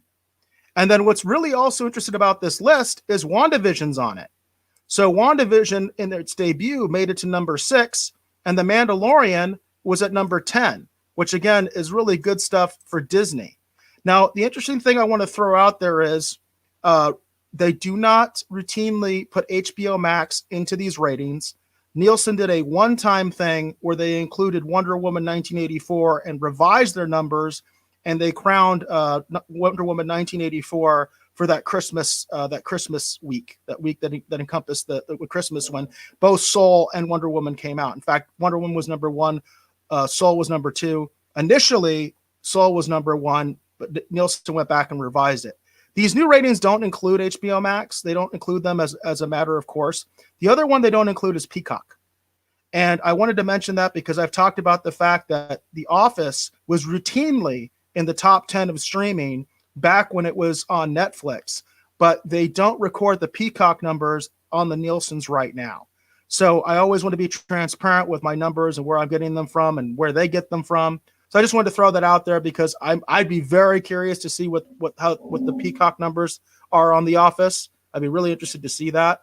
Unfortunately, that data is just not available right now. But I think it's really cool that Cobra Kai was number 1 in the last set of ratings, and it's number 2 this time around. So any reactions or thoughts to the shows that seem to be doing well as far as viewership, Dave? No, I mean it makes sense. It's interesting how many of these things my wife and I have actually watched. Well, you're a Sabrina fan, weren't you? Weren't you a Sabrina fan? Yeah, That's I number haven't 5. I haven't seen any of the new stuff though. I really wanted to watch it, but I've been so busy. But you know, we watched The Crown, obviously watched The Mandalorian. We talked about that here on the show. WandaVision, Chilling Adventures of Sabrina. I quite like that show. Night Stalker, The Hunt for a Serial Killer. We've watched that one. We were actually supposed to comment on that one actually for our mystery show, but it seems like there's always something in the way. Of course, Cobra Kai, obviously we covered. Now that Bridgerton, I don't know anything about. I haven't watched that. I know Lupin, as I guess I would assume that's the live action of the anime, because I know they made a live action version based off the anime. I think that's what that is. Virgin River, I haven't seen. Some of this kind of makes sense. Some of it is stuff I haven't necessarily seen, but a lot of it I have. I'm not too terribly surprised. It'd be interesting to see as these numbers continue to come out and as more and more people like get on the WandaVision train, because I think the closer it gets to the MCU, like these next few episodes, I think we could see WandaVision move up that chart because we supposedly have another big surprise guest star, and they're going to be connecting this to the MCU pretty hard. So it'll be interesting to see how many people suddenly jump on the WandaVision train and how far up on that list WandaVision's going to go. One thing I like to point out too that's interesting is you look at the number of episodes. So when Cobra Kai, came out with this particular number, basically they were done. They had the full 30 episodes in by that time, and these are recorded by watch minutes. Whereas you look at WandaVision, only 2 episodes were out at that time. Now it's less than half of what Cobra Kai did, but that is an interesting thing because when you think about it, it's like, well, at least for those episodes, that probably means that those Wanda episodes were watched, at least probably watched more than the Cobra Kai stuff because it's only 2 episodes is what I'm trying to say, as opposed to all the streaming hours for 10 episodes or actually 30 episodes. Yeah. So that is one of the interesting things with the way the Nielsen's does this, because they don't do it the way all the other Nielsen's are. All the other Nielsen's, they're based on a rating of like basically the viewer, they take like a kind of like almost like a survey, and it's supposed to be like the number of total viewers out there. And here's the percentage of people that actually watch this stuff. They do it differently with streaming. With streaming, it's about the number of hours watched or minutes watched. And so it does become interesting when you talk about a show that only has 2 episodes versus one that has 30. And this is the first time on the list. A lot of this content is relatively new, or has newer episodes. Because previously this list has had a lot of stuff like The Office and stuff on it, like really older content. We're seeing older content is still continuing to break through into the top 10. This is the first time I don't see like, Office or Parks and Rec or something like that on the list. And this is also no Peacock. Peacock is not put on this list, and that's one of the numbers that I wish I had, because I said that was my streaming service to watch, was just because of The Office. That's it. just because of The Office and the Right. numbers it was doing on Netflix. And because The Office was consistently in the top 10 on Netflix, I'd be really curious to see how it's doing on Peacock. And of course, glad you caught Jackie there. Jackie said hello. And we do have our little reward program going on for folks. That's enough to enter you in for the contest if you would like one of these cards. So we appreciate you checking out the show, and we appreciate your comments. All right. I apologize. We probably went a little bit too long in those early segments. Are we good to go ahead and go to the outro? Yes. Do you have any other comments we need to cover? Okay. All right. All right, so I want to thank you for hopefully watching or listening to this episode of the Retro Rogues Live. Again, my name is Dave Beatty. I've been one of your hosts. You can find out more about me as well as see a lot of what we have going on over at KirbyTees.com. That's KIRBYTS.com. And you can see all the fun designs. We're going to have some new designs hopefully going online here pretty soon. I was just talking about this earlier. Hopefully those will be hitting hopefully actually next week. I'll have a big announcement about that, I'm hoping. But you could also possibly even consider purchasing a Retro Rogues Live t-shirt and supporting what we're doing here on the show. I know we greatly appreciate your support. Again, those of you who are waiting on stuff, that stuff is going to be going in the mail hopefully this week. I apologize. I've been burning the candle at both ends and I've been a little under the weather as well. But enough about that. I want to thank Eric Alexander, my great co-host, for all his unique comments and perspectives. They don't always line up with mine. I find it a little frustrating at times, but that's what makes the show interesting as our ongoing debate. Eric, please tell the folks hopefully watching or listening at home where they can learn more about you on the interwebs. Well, I am most active on Twitter, and I am at BaseGod14, at BASSGOD14. That's where you can find me at. Please always keep in mind my company, Bad Bob Productions. But BaseGod14 is also the official Twitch, and it's also the official Twitter right now, and also the official YouTube for the Retro Rogues Live. So if you comment on those platforms, more likely than not, I'm the one that's going to respond to that. And please comment. Please like and subscribe. I get annoyed by those lines, and we hardly use them, but we want to grow this channel. We want to grow our multiple channels because we have a Facebook. As I mentioned, we have a Twitch, we have a Twitter, we have a YouTube. We really like to grow all of our outlets. So please, if you like this stuff, share it with your friends. Please comment, in the comments. We don't give the rewards for the comments when the show's off, but still, love to interact with folks. Love to hear what you have to say. Lynn says, stay safe, stay warm, and stay tuned. Jane says, great show, guys. We really appreciate those comments from you folks. And also, I had one that I wanted to, there we go, from PJ. And PJ said one of our favorite streams, and this is on his channel, by the way, on Orville Nation. He said one of our favorite streams was when Dave was drawing new Orville characters live on Orville Nation. And so with that, we'll go ahead and leave our viewers with the last word.